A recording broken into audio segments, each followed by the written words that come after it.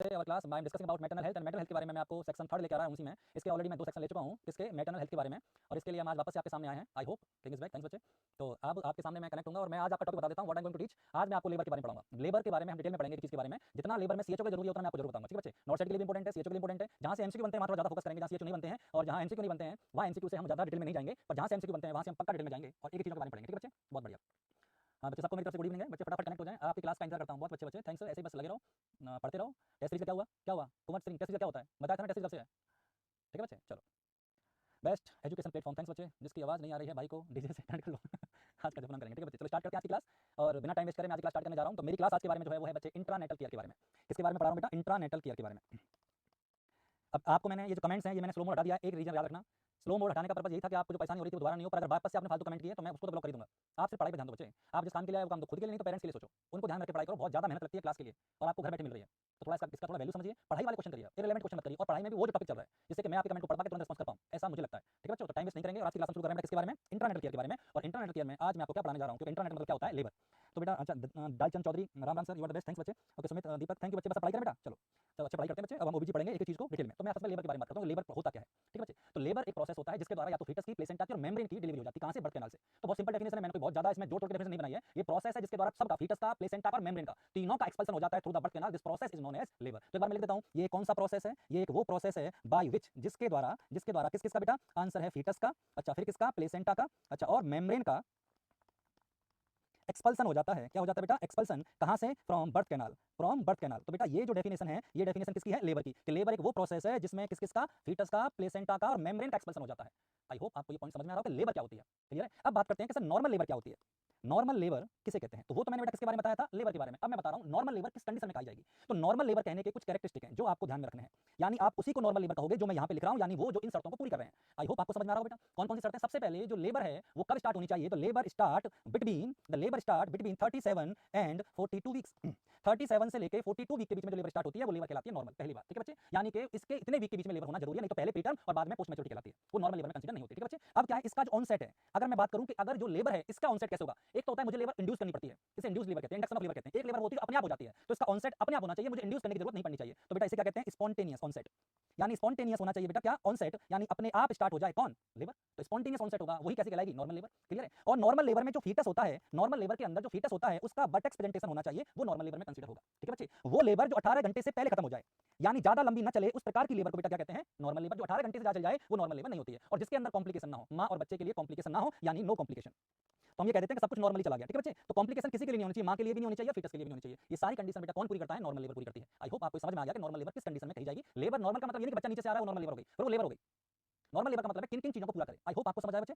Spontaneous, ठीक है बच्चे, ओके बहुत बढ़िया। सिंगल फीटस, मैच्योर फीटस, बहुत बढ़िया। Vertex presentation, okay. Anil Pant ने कहा प्रेसिपिटेट एंड प्रोलॉन्ग, बहुत अच्छे। तो बच्चे आप लोग पार्टिसिपेट कर रहे हो, अच्छी बात है। तो मैं आगे से कंटिन्यू करता हूं और बताइए और क्या क्या बच्चे इसके बारे में। अब बात करते हैं स्पॉन्टेनियस वेजाइनल डिलीवरी क्या होती है, इसको एसवीडी कहते हैं, एसवीडी, यानी spontaneous vaginal delivery, spontaneous vaginal delivery. आई होप आपको समझ आ रहा होगा। तो बच्चे ये क्या होती है, स्पॉन्टेनियस वेजाइनल डिलीवरी क्या होती है, इसके अंदर जो लेबर है वो स्टार्ट हो गई है विदाउट यूजिंग ड्रग और विदाउट यूजिंग एनी टेक्निक। तो अगर कोई भी लेबर अपने आप हो जाए, यानी विदाउट यूज ऑफ, ना तो मैंने क्या जरूरत पड़ी इंड्यूस करने के लिए, ना तो मुझे ड्रग की जरूरत पड़ रही है, ना मुझे किसी दूसरी टेक्निक की जरूरत पड़ रही है, तो मुझे इनकी जरूरत नहीं पड़ रही, ये अपने आप स्टार्ट हो जाए। स्पॉन्टेनियस का मतलब अपने आप होता है, मतलब इसके अंदर ड्रग की जरूरत भी नहीं है और इसके अंदर किसी टेक्निक की जरूरत भी नहीं है। इस प्रकार की लेबर बेटा क्या कहलाती है, आंसर है स्पॉन्टेनियस वेजाइनल डिलीवरी, जिसमें मुझे किसी और की सहायता की जरूरत नहीं पड़ती, ना ड्रग की सहायता लेनी है और ना मुझे किसकी सहायता लेनी है बेटा, टेक्निक किसी की। टेक्निक मतलब समझ रहे हो, जैसे कि फोर्सेप्स डिलीवरी है, वेंटोस डिलीवरी है, उन सब की मैं बात कर रहा हूं। ठीक है। अब एसवीडी की बात बेटा क्या होती है, एवीडी। अब एवीडी क्या होता है, assisted vaginal delivery, assisted vaginal delivery, इसे एवीडी कहते हैं।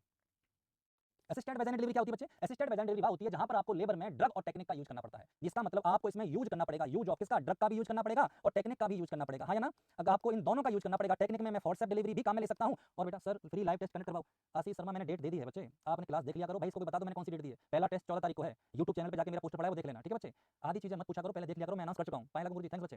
तो फोर्सेप और ये क्या बच्चे, ये है एक तो फोर्सेप डिलीवरी और एक कौन सी, वैक्यूम डिलीवरी है। ये जो टेक्निक है इसकी मदद से जो डिलीवरी की जाती है उसको असिस्टेड डिलीवरी कहते हैं, जिसमें हेल्प की जाती है। तो बच्चे आपको समझ में आ गया होगा कि स्पॉन्टेनियस डिलीवरी क्या होती है और एवीडी क्या होता है। एवीडी का मतलब है असिस्टेड, यानी किसी की मदद की जरूरत पड़ रही है मुझे, मदद मैं किसी फॉर्म में ले सकता हूं, या तो मैं ड्रग के फॉर्म में ले रहा हूं या किसी टेक्निक के फॉर्म में ले रहा हूं। आई होप इतना आप समझ गए होंगे। ये बहुत इंपॉर्टेंट डेफिनेशन है, आपको लगता है कि आपको आती है पर आपको इनका अंतर नहीं पता क्या अंतर है। ठीक है बच्चे, okay. Now what is process of labour की मैं बात करूं तो बेटा लेबर के प्रोसेस में जो कंपोनेंट पूछे जाते हैं कि प्रोसेस ऑफ लेबर में कितने कंपोनेंट होते हैं, तो प्रोसेस ऑफ लेबर के 4 कंपोनेंट होते हैं जिनको 4P के नाम से कहते हैं। तो आपसे पूछा जाए हेडिंग क्या बेटा, हेडिंग अभी मेरी components of which one, labour process, component of labour process. जो लेबर का प्रोसेस होता है उसके कंपोनेंट बताइए, तो बेटा उसके कंपोनेंट होते हैं 4P। 4P कंपोनेंट होते हैं जिनको आप कौन कौन से मैं बता दूं। सबसे पहला कंपोनेंट है पावर, अब पावर से मतलब क्या है? पावर से मतलब फोर्स। अब फोर्स से मतलब क्या है? फोर्स से बच्चे बेटा ये मतलब है कि आपका जो यूट्रस है वो कितने फोर्स के साथ पुश कर रहा है फीटस को। समझ में आ रहा है बच्चे? तो पावर का मतलब बेटा क्या हो गया? फोर्स हो गया। क्या हो गया? फोर्स। और फोर्स का मतलब क्या हो गया? फोर्स का मतलब है involuntary uterine contraction to push the foetus out. यानी इनवॉलंटरी कॉन्ट्रैक्शन हो रहे हैं किसके अंदर? यूटेराइन के अंदर, यूट्रस के अंदर। क्यों हो रहे हैं? To push the foetus, foetus को बाहर पुश करने के लिए। जितना वो पुश कर रहा है वो उसकी पावर कहलाती है। और ये प्रोसेस का बहुत इंपॉर्टेंट कंपोनेंट है कि अगर ये नहीं होगा तो लेबर भी नहीं होगी। समझ में आ रहा है बच्चे? तो क्या हो गया? इनवॉलंटरी। क्या हो गया बेटा? Involuntary contraction. Involuntary contraction of uterus. किस लिए कर रहे हैं बेटा? To push out, to push out foetus, foetus को बाहर पुश करने के लिए। सर न्यू मॉर्निंग बैच कब से स्टार्ट हो रहा है बेटा? Power message back. Sir test series कहाँ पे होगा? यूट्यूब पर है, पर ऐप पे बेटा? यूट्यूब पे टेस्ट सीरीज कैसे होती है? टेस्ट सीरीज तो ऐप पे होगी ना, ऐप को डाउनलोड करो और वहाँ पे जाके देखो बच्चे आप टेस्ट। 14 तारीख को पहला टेस्ट है, मैं दोबारा बोल देता हूँ, 14 दिसंबर को 11 AM से 5 PM के बीच में CHO का फर्स्ट टेस्ट होने जा रहा है। आप सब लोगों को मैं पहले अनाउंस कर चुका हूँ, मेरे पास सुरेश सर ने भी अनाउंस किया था, तो कृपया करके कनेक्ट रहा करिए, क्लास रोज देखा करिए, जिससे आप अपडेट रहें कि जिन्होंने क्या क्या एफर्ट ले रहा है आप लोगों के लिए। तो ये पावर जो है बच्चे, वो पावर क्या है? ये फोर्स ऑफ कॉन्ट्रैक्शन है जिसकी वजह से यूट्रस को, सॉरी, फीटस को बाहर पुश किया जाता है। क्लियर? इसके बाद सेकंड कौन सा बेटा? सेकंड है पैसेंजर। और पैसेंजर कौन होता है? लेबर का पैसेंजर कौन है? फीटस। लेबर का पैसेंजर कौन होता है? फीटस। तो सेकंड पी का मतलब हो गया पैसेंजर, और पैसेंजर का मतलब मैं आपको बता चुका हूँ क्या है? फीटस। आई होप आपको समझ आ रहा होगा। मुझे आपने कहा फीटस में कैसे? फीटस कैसे डिसाइड करता है लेबर प्रोसेस को? फीटस डिसाइड करता है लेबर की प्रोसेस को, फीटस का साइज डिसाइड करता है, फीटस की पोजीशन डिसाइड करती है कि लेबर कैसी होगी। अरे है ना, फीटस का प्रेजेंटेशन डिसाइड करता है कि लेबर कैसी होगी। यानी कि फीटस की कई सारी चीजें हैं जो डिसाइड करती हैं लेबर को। इसलिए पैसेंजर यानी फीटस लेबर प्रोसेस का बहुत इंपॉर्टेंट कंपोनेंट है, क्योंकि अगर साइज एबनॉर्मल है तो लेबर भी एबनॉर्मल हो सकती है, अगर पोजीशन एबनॉर्मल है तो लेबर भी एबनॉर्मल हो सकती है, प्रेजेंटेशन भी अगर एबनॉर्मल है तो लेबर भी एबनॉर्मल हो सकती है। यानी कि फीटस के ये जो पैसेंजर के कुछ कैरेक्टरिस्टिक हैं वो डिसाइड करते हैं कि लेबर का प्रोसेस कैसे करवाना है। बात समझ में आ रही है बच्चे? लेबर का प्रोसेस कैसे होगा, इस बात पे डिसाइड करने वाला दूसरा कौन सा हो गया? पैसेंजर। पहला क्या था बेटा? पावर। कांग्रेचुलेशन हंसू एडवांस, ठीक है बच्चे, पाथवे ओके। 10 को एग्जाम है सर, बीएमडब्ल्यूसी का। हाँ ठीक है, अच्छे से बेटा करके आना सब लोग, ठीक है, अच्छी बात। और बताइए, और बेटा कौन सा? एक पी कौन सा था? पावर। दूसरा कौन सा था? पैसेंजर। तीसरा है पैसेज। पैसेज के अंदर क्या होगी? पैसेज किसे, जिस रास्ते से बच्चा गुजरता है, फीटस गुजरता है, उसको पैसेज कहते हैं। और फीटस जिससे गुजरता है वो बर्थ कैनाल होती है। वो क्या होती है? बर्थ कैनाल होती है। तो बेटा बर्थ कैनाल को ही क्या कहते हैं? हम पैसेज कहते हैं, या आप इसे पेल्विस कह सकते हो, क्योंकि बच्चा गुजरेगा कहां से? पेल्विस से, तो बच्चे को पेल्विस से गुजरना है, इसलिए हम उसे क्या कह सकते हैं? पैसेज। अब अगर पैसेज ही पूरा एडिक्वेट साइज का नहीं है, पेल्विस ही एबनॉर्मल शेप और साइज की है, समझ में आ रहा है बच्चे? तो फिर प्रॉब्लम होगी किसमें? लेबर के अंदर। कैसे? अगर पेल्विस का साइज एबनॉर्मल है, कॉन्ट्रैक्टेड पेल्विस नाम सुना होगा आपने, ठीक है बच्चे? पेल्विस की शेप ही अलग है, प्लेटिपॉइड, समझ आ रहा है? एंड्रॉइड ऐसी पेल्विस है, तो फिर वो डिलीवरी के लिए प्रॉपर नहीं है, लेबर उसमें मुश्किल हो जाएगी। तो अगर लेबर का, सॉरी, पेल्विस का साइज और पेल्विस का शेप ये डिसाइड करता है कि लेबर कैसी होनी है। समझ आ रहा है बच्चे? तो अगर पेल्विस का साइज एबनॉर्मल है तो भी यानी कॉन्ट्रैक्टेड पेल्विस, समझ आ रहा है ना? सक्रिय पेल्विस कहते हैं इसको। और अगर शेप एबनॉर्मल है तो यानी उसकी जो इनलेट है, जो कैविटी है, उसका शेप बिगड़ जाएगा, चेंज हो जाएगा, अलग अलग शेप की है। फीमेल की गायनेकॉइड होती है, इसके अलावा जितनी भी है वो लेबर के लिए उपयुक्त नहीं है। जैसे पुरुष की है, क्या होती है? पुरुष की पेल्विस एंड्रॉइड कहलाती है, मोबाइल भी है और मोबाइल भी एंड्रॉइड है और उसकी पेल्विस भी एंड्रॉइड है, ठीक है बेटा? तो इस केस के अंदर हम ये बता रहे हैं कि साइज और शेप अगर एबनॉर्मल है तो पेल्विस को, सॉरी, लेबर को डिसाइड करेगा कौन? पैसेज। और इसके बाद फोर्थ नंबर पे साइक। साइक मतलब बेटा क्या होता है? साइकी मतलब क्या होता है? साइकी मतलब उस माँ की मनोदशा। उस माँ की मनोदशा कैसे होती है कि अगर उसकी जो साइकोलॉजी है, उसकी जो साइकोलॉजी है लेबर को लेके, अगर वो सही नहीं है, यानी पहले से नेगेटिव है, उसे पता है कि लेबर में बहुत पेन होगा, मैं नहीं सहन कर पाऊंगी, तो उसका भी उसकी लेबर पर फर्क पड़ता है। स्ट्रेस की वजह से लेबर प्रभावित होती है।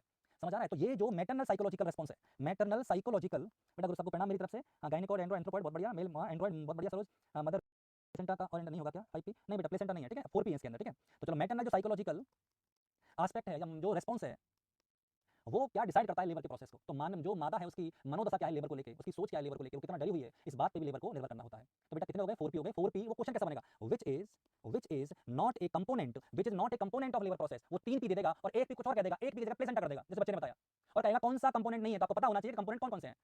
समझ आ रही है बच्चे? तो कौन कौन से कंपोनेंट है ये पता होंगे तभी तो हम आगे चीजें करेंगे। आई होप आपको समझ आ रही होगी। तो मैंने आपको बताया बेटा लेबर प्रोसेस कौन कौन से होते हैं, ठीक है। अब बात करते हैं सर लेबर स्टार्ट कैसे हुई, what is the causes of onset of labour. Labour start कैसे होती है? मतलब 37 वीक तक लेबर स्टार्ट नहीं हुई, 37 वीक के बाद ऐसी क्या आफत आ जाती है जिसके बाद लेबर स्टार्ट हो जाती है? तो कोई तो खासी होंगी, बॉडी में कुछ तो चेंजेस होंगे, बॉडी में कुछ जो चेंजेस हैं उन्हीं चेंजेस को हम बताएंगे, ये बताएंगे वो कौन से चेंज हैं जिनकी वजह से लेबर स्टार्ट हो जाती है। तो आप ये समझ लीजिए कि आपकी अगली हेडिंग है causes of onset of labour. तो मैं लिख देता हूं बेटा, क्या है अपनी heading? Causes of onset of labour, causes of onset of labour. I hope आपको इतना समझ में आ गया होगा। तो हम कॉजेज बताएंगे आपको कौन कौन से हैं बेटा, ठीक है। Cortisone foetus, power presentation, Anju Salvi और ठीक है उम्मीद चंद्रा, गैप जंक्शन, वो सब बेटा आपको पता चल जाएगा टाइम आने पर। Increase prostaglandin level, medico Anil वाला, गुड इवनिंग सर बेटा, सबको गुड इवनिंग। चलो फटाफट सब लोग कनेक्ट हो जाओ, सब लोग अभी तक लाइक शेयर सब्सक्राइब जरूर कर देना चैनल को। अच्छा, पहला कॉज क्या है लेबर को स्टार्ट करने का? पहला है यूटेराइन स्ट्रेच थ्योरी। क्या है? Uterine stretch theory. Uterine stretch theory क्या होती है बच्चे? जब यूट्रस में है, आप समझो यूट्रस क्या होता है बेटा? हॉलो ऑर्गन होता है, ठीक है। अब हॉलो ऑर्गन है यूट्रस, तो फीटस इसके अंदर है, मेरी बात समझना। फीटस इस यूट्रस को बाहर धकेल रहा है। इस यूट्रस के साइज को बढ़ने के पीछे रीजन क्या है? फीटस के साइज का बढ़ना। तो फीटस इसको बाहर की तरफ खींचता है और यूट्रस वापस अपने नॉर्मल शेप में आना चाहता है, है ना? तो जब ये जो फीटस है, जब अपनी मैक्सिमम ग्रोथ कर चुका होता है, तब यूट्रस मैक्सिमम एक्सपांड हो चुका होता है, उसके बाद वो वापस अपनी शेप में आना चाहता है, तो फोर्स लगाता है वापस शेप में आने के लिए। और जब वो वापस शेप में आने के लिए फोर्स लगाता है तो इस फोर्स को कॉन्ट्रैक्शन कहते हैं। और जैसे ही कॉन्ट्रैक्शन के फोर्स बढ़ते हैं, जैसे ही कॉन्ट्रैक्शन के फोर्स बढ़ते हैं, पेन स्टार्ट हो जाते हैं, जिनको आप लेबर पेन कहते हो। समझ में आ रहा है? यूट्रस एक्सटेंड हुआ ड्यू टू फीटस। अब यूट्रस वापस अपनी शेप में आना चाहता है, क्योंकि यूट्रस स्ट्रेच हो चुका, जितना उसको स्ट्रेच होना था हो चुका, अब वो वापस अपनी शेप में आना चाहता है, तो वो अपनी शेप में आने के लिए कॉन्ट्रैक्शन करेगा, क्योंकि मस्कुलर ऑर्गन है, यूट्रस जो है वो मस्कुलर ऑर्गन है, आपको पता है, हॉलो है पर मस्कुलर है, दीवारें मायोमेट्रियम की है जिसके अंदर मसल फाइबर पाए जाते हैं और मसल फाइबर में लिविंग लाइगेचर पाए जाते हैं जो आपको पता होना चाहिए। तो लिविंग लाइगेचर में क्या होगा, कॉन्ट्रैक्शन होगा, मसल फाइबर में कॉन्ट्रैक्शन होगा, तो इसलिए होगा कि वो अपनी शेप में जाना चाहते हैं, इसी कॉन्ट्रैक्शन में फोर्स बढ़ जाता है और इसी फोर्स की वजह से लेबर पेन स्टार्ट हो जाते हैं और जैसे ही लेबर पेन स्टार्ट होते हैं लेबर स्टार्ट हो जाती है। तो आपको ये समझ में आ जाना चाहिए कि हम ये बता रहे हैं कि लेबर क्यों स्टार्ट हुई। तो इसका पहला है यूटेराइन स्ट्रेस थ्योरी। कौन सी बेटा, यूटेराइन स्ट्रेस थ्योरी, यानी यूट्रस वापस से अपनी शेप में आना चाहता है, जिससे कॉन्ट्रैक्शन बढ़ाता है, फोर्स बढ़ता है, तो बच्चे पेन स्टार्ट हो जाते हैं। आई बात समझ में आपको, इतना आपको समझ में आ गया होगा। दूसरा कौन सा है बच्चे, अगला है ऑक्सीटोसिन थ्योरी। ऑक्सीटोसिन थ्योरी, अब ये जो ऑक्सीटोसिन थ्योरी है ये कैसे लेबर को स्टार्ट करती है बच्चे, फॉर्मेशन ऑफ वेब जंक्शन। हाँ बेटा सही कह रहा है अनिल पंत, मुझे पता है, सब पता है, ठीक है बच्चे, चलो बहुत बढ़िया, सेफेलिक फर्ग्यूसन रिफ्लेक्सेस बहुत अच्छे। तो अभी बेटर ये कि आप इन चीजों पर करो जो मैं आपको बता रहा हूँ, ठीक है बच्चे। ओके, तो ऑक्सीटोसिन थ्योरी क्या होती है, ऑक्सीटोसिन थ्योरी क्या होती है, जैसे प्रेशर ऑन सर्विक्स, जैसे ही फीटस का प्रेशर किस पर पड़ता है, सर्विक्स पर पड़ता है, stimulate to release oxytocin from maternal posterior pituitary. मतलब जैसे ही फीटस का प्रेशर सर्विक्स पे पड़ता है, क्योंकि फीटस का साइज बड़ा हो रहा है तो उसका वेट ज्यादा हो रहा है, तो जैसे ही फीटस का प्रेशर किस पे पड़ेगा, सर्विक्स पे, और इस सर्विक्स की फीटस सर्विक्स क्या है, फिर सर्विक्स में क्या होगा, कॉन्ट्रैक्शन चाहिए किसको, यूट्रस को। अगर आपने सर्विक्स को लूज छोड़ा और ऊपर से हेड आ गया तो फिर तो नीचे निकल जाएगा वो, ऐसा नहीं होता। तो आगे सर्विक्स क्या टाइट होती है, उस पर जो प्रेशर पड़ रहा है उस प्रेशर की वजह से ऑक्सीटोसिन रिलीज होता है, कहां से, पिट्यूटरी ग्लैंड से। समझ आया बच्चे। अब जैसे ही क्या होता है, ऑक्सीटोसिन रिलीज होता है और एंड ऑफ प्रेगनेंसी के टाइम पर क्या होता है, जो यूट्रस होता है वो मोर सेंसिटिव हो जाता है, किसके लिए, ऑक्सीटोसिन के लिए। तो दोनों चीज हो गई, ऑक्सीटोसिन के लिए जो यूट्रस है वो ज्यादा सेंसिटिव हो गया, समझ आ रहा है, और प्रोडक्शन ऑफ ऑक्सीटोसिन भी ज्यादा हो गया, तो दोनों चीज हो गई हैं, किसमें, प्रोडक्शन ऑफ ऑक्सीटोसिन भी ज्यादा हो गया, अरे है ना। और यूट्रस जो जो यूट्रस क्या था, सेंसिटिव था, uterus sensitivity sensitivity increase for oxytocin, तो बेटा वो भी ऑक्सीटोसिन के लिए बढ़ गया। अब तो बहुत अच्छी बात हो गई, यूट्रस ऑक्सीटोसिन को पहचान भी रहा है, उसके लिए रेस्पॉन्स भी कर रहा है और ऑक्सीटोसिन ज्यादा बन भी रहा है, ऑक्सीटोसिन ज्यादा बन रहा है और यूट्रस उसको रेस्पॉन्स भी कर रहा है, तो फिर तो काम वही होगा जो ऑक्सीटोसिन का काम होता है। ऑक्सीटोसिन क्या करता है, कॉन्ट्रैक्शन इन मसल फाइबर में कॉन्ट्रैक्शन करता है, जिससे यूट्रस में कॉन्ट्रैक्शन स्टार्ट हो जाते हैं और यूट्रस में कॉन्ट्रैक्शन स्टार्ट होते हैं तो लेबर पेन स्टार्ट हो जाता है। तो आपको ये पता है, पहला था यूट्राइन स्ट्रेस थ्योरी, दूसरा है ऑक्सीटोसिन थ्योरी। और ऑक्सीटोसिन थ्योरी के अंदर बेटा क्या हो रहा है कि एक तो ज्यादा बन रहा है ऑक्सीटोसिन और एक यूट्रस ज्यादा सेंसिटिव हो गया, किसके लिए, ऑक्सीटोसिन के लिए, इसलिए ऑक्सीटोसिन का बेटर इफेक्ट आ रहा है और बेटर इफेक्ट क्या होता है, कॉन्ट्रैक्शन इन मसल फाइबर, और मसल फाइबर में कॉन्ट्रैक्शन होंगे तो बेटा लेबर पेन स्टार्ट होगा। आई होप आपको ये समझ आई होगी। नंबर 2, नंबर थर्ड पे बेटा, गुड इवनिंग आकाश राय, बेटा गुड इवनिंग, टेस्ट सीरीज कब स्टार्ट होगी, बहुत बढ़िया, carry on. Oxytocin help in contraction, progesterone deprivation theory. आपको अच्छे से पता होना चाहिए कि प्रोजेस्टेरॉन को प्रेगनेंसी हार्मोन कहते हैं, यानी प्रोजेस्टेरॉन बहुत जरूरी है प्रेगनेंसी को मेंटेन करने के लिए। यानी प्रोजेस्टेरॉन की बात करूं तो ये किसके लिए जरूरी है, मेंटेनेंस ऑफ प्रेगनेंसी, प्रेगनेंसी को प्रेगनेंसी को मेंटेन रखने के लिए प्रोजेस्टेरॉन जरूरी है। समझ में आ रहा है। बट होता क्या है बच्चे, ध्यान सुनना, एंड ऑफ प्रेगनेंसी में, एंड ऑफ प्रेगनेंसी की तरफ क्या होता है, जैसे एंड ऑफ प्रेगनेंसी होती है ना, वैसे बेटा क्या होता है, कॉर्टिसोल का लेवल बढ़ जाता है। किसका लेवल बढ़ता है, कॉर्टिसोल का लेवल इंक्रीज हो जाता है। और कॉर्टिसोल क्या करता है बेटा, कॉर्टिसोल इनहिबिट करता है, कॉर्टिसोल इनहिबिट करता है किसको, प्रोजेस्टेरॉन के प्रोडक्शन को। समझ आ रहा है। तो प्रोजेस्टेरॉन के प्रोडक्शन को कॉर्टिसोल इनहिबिट करता है। तो आपको ये पता होना चाहिए कि लेबर के टाइम पर कॉर्टिसोल का लेवल बढ़ेगा तो प्रोजेस्टेरॉन का लेवल गिरेगा। समझ में आया बच्चे। और जैसे ही प्रोजेस्टेरॉन का लेवल गिरेगा प्रेगनेंसी मेंटेन नहीं रह पाएगी, और प्रेगनेंसी मेंटेन नहीं होती तो क्या होता है, लेबर स्टार्ट होती है। तो जैसे ही प्रोजेस्टेरॉन का लेवल क्या हुआ, प्रोजेस्टेरॉन का लेवल क्या हो गया बच्चे, कम। जैसे ही प्रोजेस्टेरॉन कम हुआ, आंसर है लेबर स्टार्ट हुई। आई होप आपको समझ में आ रहा होगा बच्चे। देव जिनों में का फंड प्रोवाइड कर दे तो हो जाएगा, पीसी एक अलाउ कर दे, टेस्ट पर डिस्टर्ब मत करिए बेटा, पढ़ाई करो अच्छे, टेस्ट का पूरा सिलेबस रहेगा जो मैं बता चुका हूँ। कॉर्टिसोल इंक्रीज बच्चे, अच्छा चलो बहुत बढ़िया। मोस्ट कॉमन कॉज क्या है, मोस्ट कॉमन कॉज सारे बच्चे, ठीक है बेटा, स्ट्रेस है, टेस्ट से क्या होगा, बहुत बढ़िया, सेम चीज़ है, मतलब 50 बार बोल दिया चलो कोई नहीं, समझ आ बच्चे। कॉर्टिसोल बढ़ा तो प्रोजेस्टेरॉन कम हुआ, प्रोजेस्टेरॉन कम हुआ तो लेबर स्टार्ट हुई, बहुत सिंपल सा फंडा है, ठीक है बच्चे। अगला है प्रोस्टाग्लैंडिन थ्योरी। कौन सी है, प्रोस्टाग्लैंडिन थ्योरी।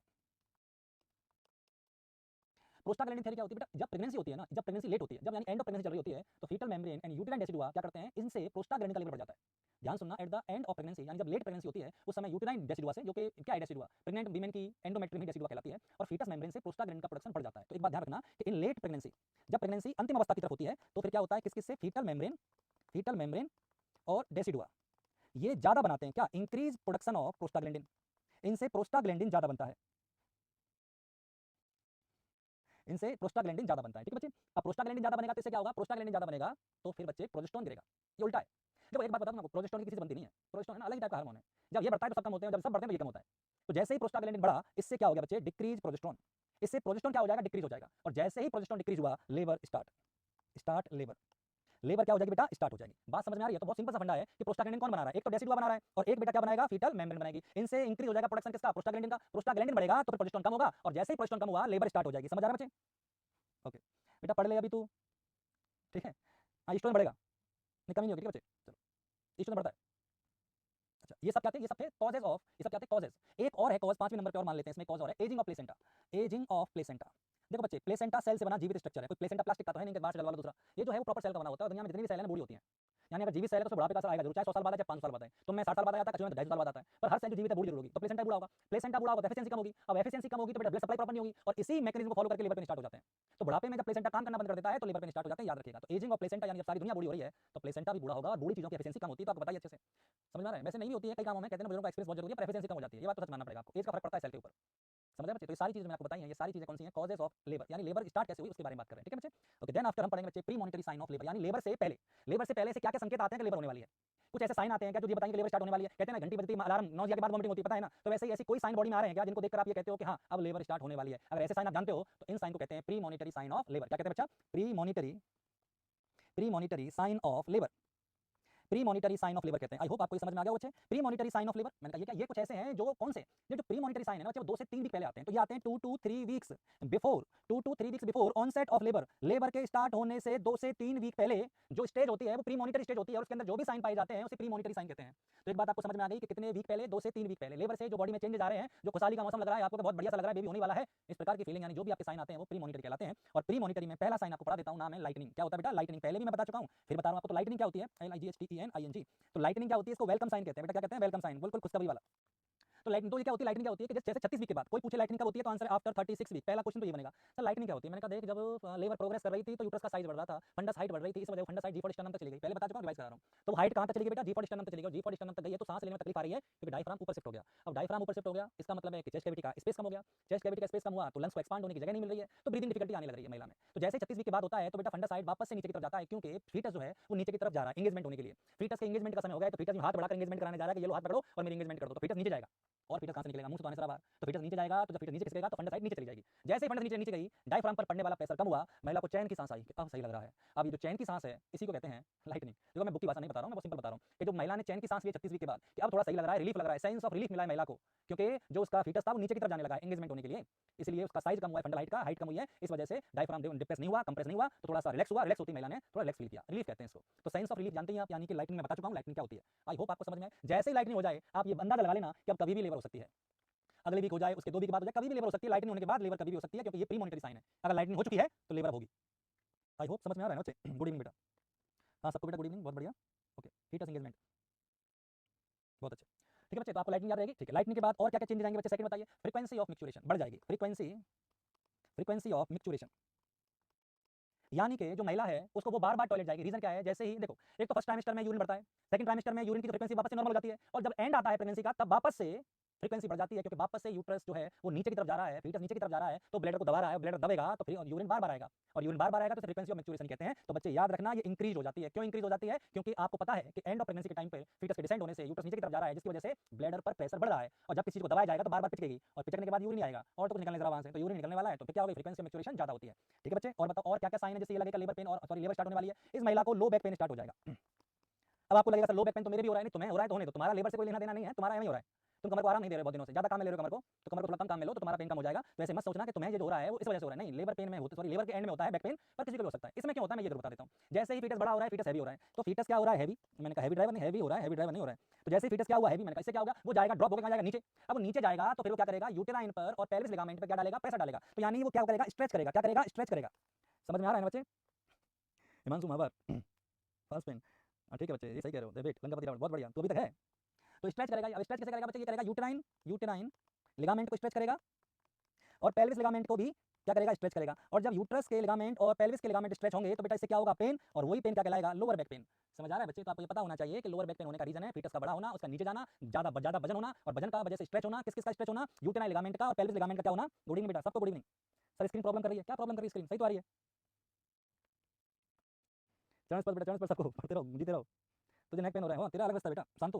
तो स्ट्रेच होने से क्या हो रहा है? लो बैक पेन कर रहा है। आई होप आपको इतना समझ में आएगा। और बताइए और क्या क्या है? एक है सर्वाइकल रेपनिंग, यानी सर्विक्स का है साइज थोड़ा, रेपनिंग समझते हो? अफेसमेंट समझते हो क्या? देखो बेटा सर्विक्स का दो चीज होती है, एक सर्वाइकल लिख देता हूं तो तुम्हें कंफ्यूजन नहीं होगा। सर्वाइकल रेपनिंग तैयारी है, सर्विक्स पूरी तरह तैयार है कि बस आप कभी भी मौका दो, बेबी बाहर निकाल के मानूंगी मैं, ऐसा सर्विक्स बोल रही है। मैंने ऐसा कैसे बोला? मैं तैयार हूं। कैसे तैयार है? आपने कहा अफेसमेंट हो गया। अफेसमेंट क्या होता है? अफेसमेंट होता है शॉर्टनिंग। क्या होता है बेटा? शॉर्टनिंग। सर्विक्स क्या हो गई है? छोटी। सर्विक्स छोटी नहीं हुई है बे, सर्विक्स छोटी होने का मतलब है कि वो लोअर यूटेराइन का पार्ट बन गई है, सर्विस कोई बाहर नहीं चली गई है। सपोज करो 4 सेंटीमीटर की सर्विस होती है नॉर्मली, मान लेते हैं 4 सेंटीमीटर है, एक एग्जांपल दे रहा हूं, क्योंकि लेस देन 2.5 सेंटीमीटर तो क्या कहलाती है? शॉर्ट सर्विस कहलाती है। समझ आ रहा है बच्चे? तो लेस देन 2.5 तो शॉर्ट सर्विस है। चलो 4 मान लो। अगर वो सर्विस में कहूं कि सर्विस का जो अफेसमेंट है, सर्विस का जो अफेसमेंट है वो 50% हो गया है, तो पता है इसका मतलब क्या है? 50% अफेसमेंट का मतलब क्या है? सर्विस छोटी हो गई है। कितना परसेंट? 50% सर्विस छोटी हो गई है। कहां चली गई है ये सर्विस? ये सर्विस लोअर यूटेराइन सेगमेंट का पार्ट बन गई है। किसका पार्ट बन गई है? लोअर यूटेराइन सेगमेंट का पार्ट बन गई है। बात समझ में आ रही है मेरी? तो बेटा जब लोअर यूटेराइन सेगमेंट का पार्ट बनेगी तो 50% गई 4 में से, तो 2 सेंटीमीटर बची है, और 2 सेंटीमीटर पार्ट बन गई है किसका? किसका पार्ट बन गई है? लोअर यूटेराइन सेगमेंट का। तो जैसे ही वो लोअर यूटेराइन सेगमेंट का पार्ट बन जाती है इसे कहते हैं अफेसमेंट। तो जब बेटा अफेसमेंट हो जाए तो आप समझ लेना कि लेबर कभी भी हो सकती है, लेबर कभी भी स्टार्ट हो सकती है, ठीक है बच्चे? तो आपने कहा सर रैपनिंग किसे बोलोगे, मतलब कब मानोगे कि लेके सर्विक्स है ना तैयार है लेबर के लिए, तो जैसे ही सर्विक्स की जो लेंथ है अगर वो लेस देन 1.7 सेंटीमीटर बचे, बेटा ध्यान रखना मैं जो बता रहा हूं तुम्हें, अगर सर्विक्स की जो लेंथ है वो लेस देन 1.7 सेंटीमीटर बचे, इस प्रकार की सर्विक्स को हम कहते हैं बेटा रेडी फॉर लेबर। इसे मैं रेडी फॉर लेबर कहूंगा। बहुत बढ़िया बच्चे, यही है सर्विक्स ऐसे जाते हैं क्या सर, ये सर्विक्स ऐसे जाते हैं क्या, कहाँ जाते हैं सर्विक्स, कहाँ जाते हैं,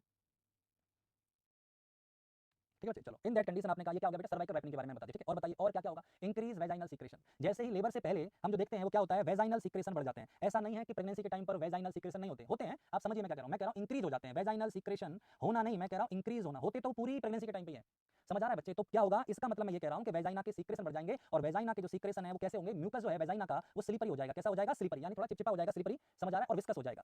तो स्लिपरी और विस्कस हो जाता है कौन बेटा, वेजाइना के सीक्रेशन, और इनका प्रोडक्शन भी बढ़ जाता है, ये बात आप ध्यान रखिएगा, ठीक है। आफ्टर दैट व्हाट्स हैपन, अगले नंबर पे है म्यूकस प्लग एक्सपेल्ड हो जाता है, यानी बाहर निकल जाता है mucus plug expelled, mucus plug expelled, यानी समझ करो अगर सर्विक्स छोटी हो गई, अगर सर्विक्स ऐसी थी और इसके अंदर ये म्यूकस प्लग था, अगर ये सर्विक्स ऐसी थी और इसके अंदर म्यूकस प्लग था, ऐसा मान लो म्यूकस प्लग, तो जब सर्विक्स छोटी हो रही है, तो बाहर आएगा ही ना। अब होल्ड करने वाला कोई नहीं है ना, पहले होल्ड करने वाली 4 सेंटीमीटर की सर्विक्स थी, अब सर्विक्स कितनी बची है, 1.5 सेंटीमीटर की, तो फिर जो होल्ड करने वाला बचा नहीं, जो होल्ड करने वाला तो सर्वाइकल म्यूकस प्लग कहाँ जाएगा, बाहर, समझ में आ रहा है। और इसके साथ थोड़ा कभी कभी ब्लड भी आ जाता है, सर्वाइकल म्यूकस प्लग को पता है क्या कहते हैं, सर्वाइकल म्यूकस प्लग को कहते हैं ओपर्कुलम, सर्वाइकल म्यूकस प्लग को कहते हैं ओपर्कुलम, क्या कहते हैं, ओपर्कुलम कहते हैं, ठीक है बेटा। तो ये क्या होगा, ये बाहर आ जाएगा, और ओपर्कुलम बाहर आता है तो समटाइम इसके साथ क्या हो जाता है, विद सम ब्लड, तो इसके साथ कुछ क्या आता है, ब्लड भी आता है, समझ में आ रहा है। और इसके साथ कुछ ब्लड आएगा तो फिर उसे क्या बोलेंगे, शो, क्या बोलेंगे, वो वाला शो नहीं 9 से 12 वाला, ये शो है अलग, ये शो है जिसमें म्यूकस के साथ क्या आ रहा है, ब्लड बोला, हमें कैसे पता चलेगा, महिला बता देगी, उसके अंडरगारमेंट्स में लग जाएगा, नहीं तो तुम पैड लगा के देख लो, पैड में आ जाएगा वो ब्लड।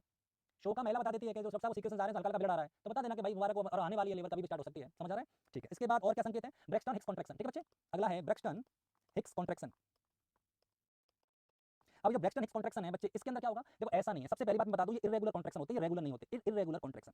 जो प्रेगनेंसी के टाइम पर इरेगुलर कॉन्ट्रैक्शन पाए जाते हैं, और वो कहां पाए जाते हैं, लोअर एब्डोमेन में पाए जाते हैं थ्रू आउट प्रेगनेंसी, ये पूरी प्रेगनेंसी में होते हैं। हाँ ये बात जरूर है कि ज्यादा प्रोमिनेंट जो होते हैं वो लेट प्रेगनेंसी में होते हैं, आप ऐसे कह सकते हो, यानी इरेगुलर कॉन्ट्रैक्शन है और ये थ्रू आउट प्रेगनेंसी होते हैं, थ्रू आउट प्रेगनेंसी में देखने को मिलता है ना। बट कोई पूछे मोर प्रोमिनेंट कब होते हैं, तो बेटा ये मोर प्रोमिनेंट होते हैं कब, इन लेट प्रेगनेंसी, इन लेट प्रेगनेंसी बेटा क्या कहते हैं इसको, हम कहते हैं मोर प्रोमिनेंट। तो पूछा जाए कि ढंग से कब दिखाई देते हैं, कब फील होते हैं, तो अच्छे से तुमको फील होते हैं लेट प्रेगनेंसी में, बाकी हल्के फुल्के ये पूरी प्रेगनेंसी में होते रहते हैं। कौन से, ब्रेक्सटन हिक्स कॉन्ट्रैक्शन, बिल्कुल इरेगुलर।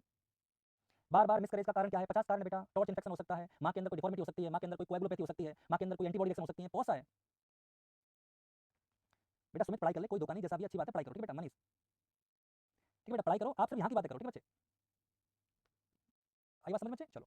तो मैंने आपसे कहा कि लेट प्रेगनेंसी में थोड़ा ज्यादा प्रोमिनेंट होते हैं कौन से, ब्रेक्सटन हिक्स कॉन्ट्रैक्शन, क्लियर।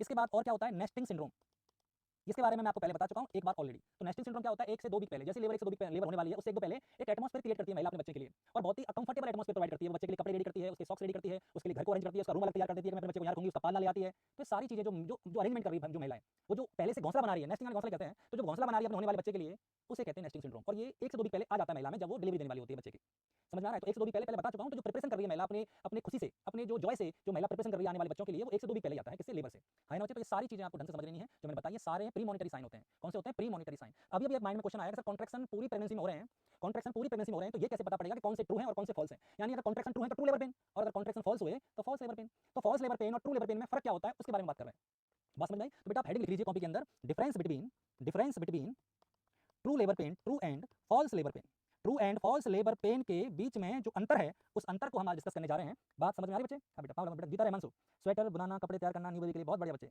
मतलब तूने तो नेस्टिंग सिंड्रोम जी लिया ऐसा लग रहा है मुझे, शर्मा। रेगुलेशन कॉन्ट्रैक्शन ट्रू है, बहुत बढ़िया, एक्सीलेंट सर। प्लीज ऐसे क्वेश्चन बताओ जो सीएचओ में है, ना नहीं खाता ब्लॉग, सीएचओ में है, सीएचओ में क्या आएगा, एबीसीडी। एक बात मैं बता दूं, चलो मेरी बात 5 मिनट सुन लेना, सीएचओ का पेपर नॉरसेट के जैसा तो नहीं, पर जीएनएम के एनएचएम जैसा भी नहीं। इस बार जो सीएचओ पेपर आएगा ना उसका लेवल अलग होगा। इस बार जो सीएचओ आएगा ना, अगर कोई बच्चा सीएचओ की पढ़ाई करके लास्ट बार के सीएचओ पेपर को देखकर इस बार सीएचओ की तैयारी कर रहा है ना, तो भूल जाए उसका इस साल तो नहीं होना।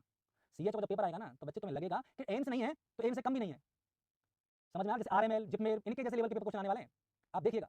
और जो डेटा वाले क्वेश्चन होते हैं ना यूं गलत होते हैं, तो सीएचओ का क्वेश्चन करवा दो तो सीएचओ क्वेश्चन तुम्हारे मुंह में स्पून नहीं डालूंगा मैं, सीएचओ के बेटा मुंह खोल ये ले सीएचओ, और तो भी दिक्कत है, तो भी तुम बाहर निकाल दोगे सीएचओ सुबह, अगर मैं तुम्हें खिला भी दिया ना सीएचओ तभी तुम सीएचओ से बाहर निकाल दोगे पहली फ्लाइट से। तो दिमाग में जोर डालो, पढ़ाई करो, इतना अच्छा मौका मिला है, सीएचओ के साथ साथ नॉट सेट जिपमेर पीएस की तैयारी हो रही है, फ्री में पूरा सिलेबस हो रहा है। ये सिलेबस सीएचओ का नहीं है, ये सिलेबस सारे एग्जाम का है। ऐसा कौन सा एग्जाम में लेबर नहीं आती, कोई एग्जाम में लेबर नहीं आती हो, पढ़ाई कर, पढ़ाई से अच्छे से मन लग जाती है, ठीक है बेटा। तो डिफरेंस की बात करेंगे ट्रू और फॉल्स के बीच में, ठीक है। छोटा नॉट सेट,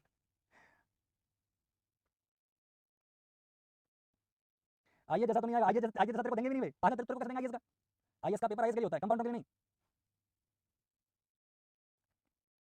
ऑनलाइन क्लास कब तक होती है भूपेंद्र वर्मा? रोज हो रही है, 16 तारीख से रोज चल रही है, एक दिन छुट्टी नहीं करी, चाहे बारिश आ रही हो चाहे धूप पड़ रही हो, तुम्हारी क्लास रोज हो रही है, तुम्हें फिर भी कुछ नहीं मिलती, रोते हुए इंसान हो।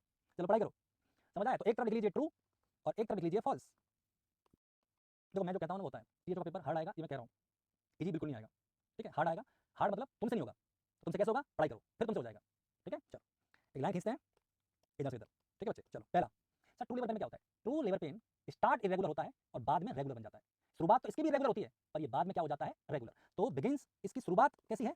इरेगुलर, और लेटर बाद में ये कैसा हो जाता है? रेगुलर। कौन सा? True labour pen. अगर कोई लेबर पेन पहले इरेगुलर हो रहा है फिर स्टेप फिर रेगुलर हो जाए तो वो ट्रू है, क्योंकि फॉल्स जो होता है ना वो शुरुआत भी इरेगुलर और वो एंड भी इरेगुलर। समझ आया? तो इसकी बिगिनिंग भी कैसी होती है? ये इसकी बिगिनिंग भी कैसी होती है? इरेगुलर, और इसका यानी लेट स्टेज में भी ये क्या होता है? इरेगुलर। ये जैसे थे वैसे ही रहे, कुछ नहीं बदला, जैसे आए थे वैसे ही रहे। तो समझ में आया पहला अंतर ट्रू और फॉल्स में? ठीक है। ट्रू का दूसरा अंतर, ट्रू का जो पेन है, ट्रू लेबर पेन है, वो एब्डोमेन से स्टार्ट नहीं होता। True labour pain start from back. True true labour pain start from lower back and that radiate about the abdomen. फिर वो किधर की तरफ आता है? एब्डोमेन की तरफ आता है।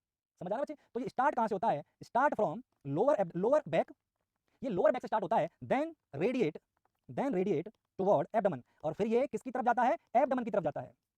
समझ आ रहा है बच्चे? स्टार्ट कहां से हुआ? लोअर बैक से, और ये कहां की तरफ गया? एब्डोमेन की तरफ गया। बहुत बढ़िया। तो सर ये कैसे? इसकी शुरुआत ही एब्डोमेन से होती है और ये एब्डोमेन भी रहता है। स्टार्ट फ्रॉम एब्डोमेन, ये एब्डोमेन से स्टार्ट हुआ and remain in abdomen, remain in abdomen and growing region. ये एब्डोमेन में और ग्रोइंग में रहा, आगे नहीं गया। ट्रू वाला कमर के दस से स्टार्ट हुआ था और कहां तक आया था? एब्डोमेन तक। फॉल्स वाला एब्डोमेन में था और आगे जाकर ग्रोइंग तक चला गया, बस और कहीं नहीं गया। हम तो डर गए, कोई बात नहीं, पढ़ाई करो, ठीक है? डरना नहीं है बिल्कुल भी। चलो ठीक है बच्चे, इसके बाद और बताइए और सुनिए।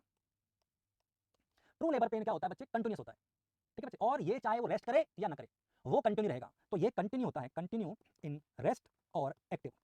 चाहे तो महिला एक्टिव रहे चाहे वो रेस्ट करे, लेबर पेन ट्रू है तो वो रहेगा। समझ आया? ये डिसअपियर हो जाता है, ये क्या हो जाता है? डिसअपियर। अब डिसअपियर कब होगा? जब महिला थोड़ी चलेगी फिरेगी, या तो महिला नींद खींच ले बढ़िया सी तो ये चला जाएगा, या महिला थोड़ी चल ले एम्बुलेशन, या तो महिला थोड़ा वॉक कर ले तो चला जाएगा, या महिला सो जाए तो भी चला जाएगा। पर ये ना जाता, ये तो भाया हार्ड है, ये परमानेंट रहेगा। ये तो बोला मैं तो निकाल के दम लूंगा। कौन सा वाला? ट्रू वाला। समझ आ रहा है बच्चे? ठीक। अब आपने कहा सर जो ट्रू लेबर पेन है इनके जो कॉन्ट्रैक्शन है, शुरुआत में उनका ड्यूरेशन कम होता है, फ्रीक्वेंसी कम होती है, इंटेंसिटी कम होती है, और धीरे धीरे उनका ड्यूरेशन, उनकी फ्रीक्वेंसी और उनकी इंटेंसिटी बढ़ती जाती है। समझ आ रहा है बच्चे? तो increased duration, frequency, intensity of contraction. धीरे धीरे कॉन्ट्रैक्शन का क्या क्या बढ़ा दिया बेटा? ड्यूरेशन बढ़ा दिया, फ्रीक्वेंसी और इंटेंसिटी बढ़ जाती है ट्रू लेबर पेन में। समझ में आ रहा है बच्चे? और इसमें नहीं बढ़ती, do not increase, do not increase, इसके अंदर कोई इंक्रीमेंट नहीं होता। सच्चा पढ़ लो, सच्चा बिल्कुल, ठीक है बेटा? चलो मनोज शर्मा थैंक्स, एम्बुलेट बहुत बहुत बढ़िया बरकत ली, ठीक है बच्चे? चलो तो डू नॉट इंक्रीज, तो ये इंक्रीज नहीं होता। कौन सा वाला बच्चे? कौन सा ड्यूरेशन इंक्रीज नहीं होता? ट्रू, सॉरी फॉल्स वाला, ट्रू वाला होता है, ठीक है? और बताओ और क्या है? ये ट्रू और ये फॉल्स, ठीक है? और बताओ इसमें शो बताया था मैंने, इसमें शो चलता है, इसमें शो नहीं चलता। इसमें पिक्चर फ्लॉप हो चुकी है, पिक्चर फ्लॉप हो जाती है तो उसमें शो नहीं चलते हैं, शो चलते हैं जब पिक्चर हिट होती है, और हिट क्या होती है? लेबर। तो शो का पाया जाना यानी ट्रू लेबर पेन है। समझ आ रहा है ना? और शो नहीं पाया जाएगा तो लेबर पेन फॉल्स है। इसके अंदर ये बड़ा स्टार बना लीजिए, कॉन्ट्रैक्शन हो रहा है ना यूट्रस में, इससे क्या होगा? सर्विक्स का डायलेशन और अफेसमेंट पॉजिटिव। ट्रू लेबर पेन में सर्विक्स का अफेसमेंट भी हो जाता है और डायलेशन भी हो जाता है, और यहाँ ऐसा कुछ नहीं होता, ना सर्विक्स का डायलेशन होगा और ना सर्विक्स का अफेसमेंट होगा। तो बेटा ये कुछ मेन डिफरेंस थे किस किस के बारे में? ट्रू लेबर पेन और फॉल्स लेबर पेन के बारे में। आई होप आपको समझ में आ रहा होगा बच्चे। तो ये सारी चीजें मैंने आपको बता दी हैं, ये आपको बहुत इंपॉर्टेंट है और आपको पता होना चाहिए क्या होता है सर्विक्स का डायलेशन, अफेसमेंट क्या होता है, क्या नहीं होता है, ठीक है बच्चे? एक बार मैं वापस से आ गया है तो मैं समझा दूं अफेसमेंट क्या होता है, वैसे मैं बता चुका था, फिर भी एक बार देख लीजिए सर्वाइकल अफेसमेंट। सर्वाइकल अफेसमेंट क्या होता है उसके बारे में बात करते हैं, ठीक है बच्चे? सर्वाइकल अफेसमेंट का मतलब ये होता है कि जो सर्विक्स है वो पुल्ड अपवर्ड, सर्विक्स ऊपर की तरफ खिंच गई है। देखो बच्चे ऐसा होता है यूट्रस और ये होती है सर्विक्स, ठीक है बेटा? तो ये है यूट्रस और ये है सर्विक्स, मान लीजिए आप इसको क्या मान लीजिए? सर्विक्स, ठीक है बेटा? और ये है यूट्रस का अपर सेगमेंट, हाँ है ना? और ये यूट्रस का लोअर सेगमेंट। तो जब सर्विक्स ऊपर खिंचेगी, तो जब सर्विक्स ऊपर खिंचेगी तो किसका पार्ट बनेगी? लोअर सेगमेंट का। तो इसके अंदर सर्विक्स ऊपर खिंच जाती है जिससे वो लोअर सेगमेंट का पार्ट बन जाती है, और जब लोअर सेगमेंट का पार्ट बनेगी तो इसका मतलब है कि सर्विक्स छोटी हो जाएगी। इसे शॉर्टनिंग ऑफ सर्विक्स या थिनिंग ऑफ सर्विक्स कहते हैं, ठीक है बच्चे? इसके दोनों नाम है, या तो इसे क्या कहेंगे? शॉर्टनिंग ऑफ सर्विक्स, या इसे कहेंगे थिनिंग ऑफ सर्विक्स, दोनों ही एक ही चीज है। या इसे कह देंगे हम क्या? सर्वाइकल अफेसमेंट। मैं इतना बता रहा हूं कि जैसे ही सर्विक्स ऊपर खिंचेगी वो लोअर यूट्राइन सेगमेंट का पार्ट बन जाएगी। अब बेटा लोअर यूट्राइन सेगमेंट क्या बीमारी है? देखो जब नॉन प्रेग्नेंट महिला होती है ना, जिसका यूट्रस 65 ग्राम का होता है, समझ आ रहा है? तो बेटा जब लोअर यूट्राइन, जब नॉन प्रेग्नेंट महिला है, जैसे कि आप हो, अभी आप प्रेग्नेंट नहीं हो, तो आपका लोअर जो सेगमेंट है वो स्टमस है, इसमें 0.5 सेंटीमीटर का बना होता है लोअर सेगमेंट, पर प्रेग्नेंट महिला का लोअर सेगमेंट 5 सेंटीमीटर का होता है। खुद का लोअर सेगमेंट 5 सेंटीमीटर का, और 4 सेंटीमीटर का क्या होता है? सर्विक्स। सर्विक्स की उसी में चली जाती है। तो बेटा आप समझ लीजिए कि फुल टर्म लेबर के टाइम पर लोअर सेगमेंट की लेंथ 5 और 4 9 लगभग 9 से 10 सेंटीमीटर हो जाती है। क्यों? क्योंकि 4 सेंटीमीटर की सर्विक्स थी, वो भी किसमें घुस गई? लोअर सेगमेंट में। और लोअर सेगमेंट खुद प्रेगनेंसी में कितना हो गया था? 5 सेंटीमीटर का, 5 खुद का, 4 किसकी आ गई? सर्विक्स की। तो टोटल 9 से 10 सेंटीमीटर खेल हो गया। तो अमीर हो गया कौन? Lower segment. कहां 0.5 हुआ करता था नॉन प्रेगनेंसी में, और प्रेगनेंसी में देख रहे हो 10 सेंटीमीटर हो गया, 20 गुना। समझ आ रही है मेरी बात? तो बेटा ये पार्ट बन जाता है किसका? लोअर सेगमेंट का। कौन पार्ट बनता है? सर्विक्स। आई होप आपको समझ में आ रहा होगा बच्चे, ठीक है? इसके बाद सेकंड क्या बेटा? Cervical dilation. सर्वाइकल डायलेशन अब सर्वाइकल डायबिस क्या होता है बेटा, जो एनलार्जमेंट होता है इंटरनल जो एक्सटर्नल ओस होता है, जो एक्सटर्नल ओस होता है वो कितना खुला, यानी डायलेशन ऑफ एक्सटर्नल ओस। समझ आ रहा है बच्चे, या कहो एनलार्जमेंट ऑफ एक्सटर्नल ओस। एक्सटर्नल ओस का जो एनलार्जमेंट हो रहा है बेटा वो क्या कहलाता है, डायलेशन। क्या कहलाता है, डायलेशन। और इसकी जो रेंज होती है डायलेशन की, वो रेंज होती है 0 से 10 सेंटीमीटर। कितना होती है, 10 सेंटीमीटर कहो या 4 फिंगर। 10 सेंटीमीटर या कहता हूं 4 फिंगर। अब 4 फिंगर ये वाली 4 फिंगर नहीं, तुम्हें लगता है 4 फिंगर 10 सेंटीमीटर की है। अगर कोई आपसे 4 फिंगर डायलेशन कह रहा है ना, तो 4 फिंगर डायलेशन ये होती है। अगर 4 फिंगर की बात कर रहे हो तो 4 फिंगर का मतलब है उंगलियां फैली हुई, इसे कहते हैं 4 फिंगर डायलेशन। इसे नहीं कहते हैं 4 फिंगर डायलेशन। तो फुल डायलेशन ऑफ सर्विस कितना होता है, या तो 4 वाइड फिंगर या 6 फिंगर।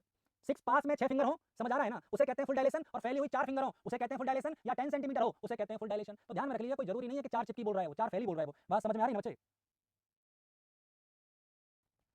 हाँ बिल्कुल, तो ये आपको पता होना चाहिए। 4 फिंगर लूज की बात कर रहा हूँ, मतलब चिप की बात नहीं कर रहा हूँ, ठीक है। तो ये तो मैंने बात की असेसमेंट की, और किसकी बात की बेटा, आंसर है डायलेशन की।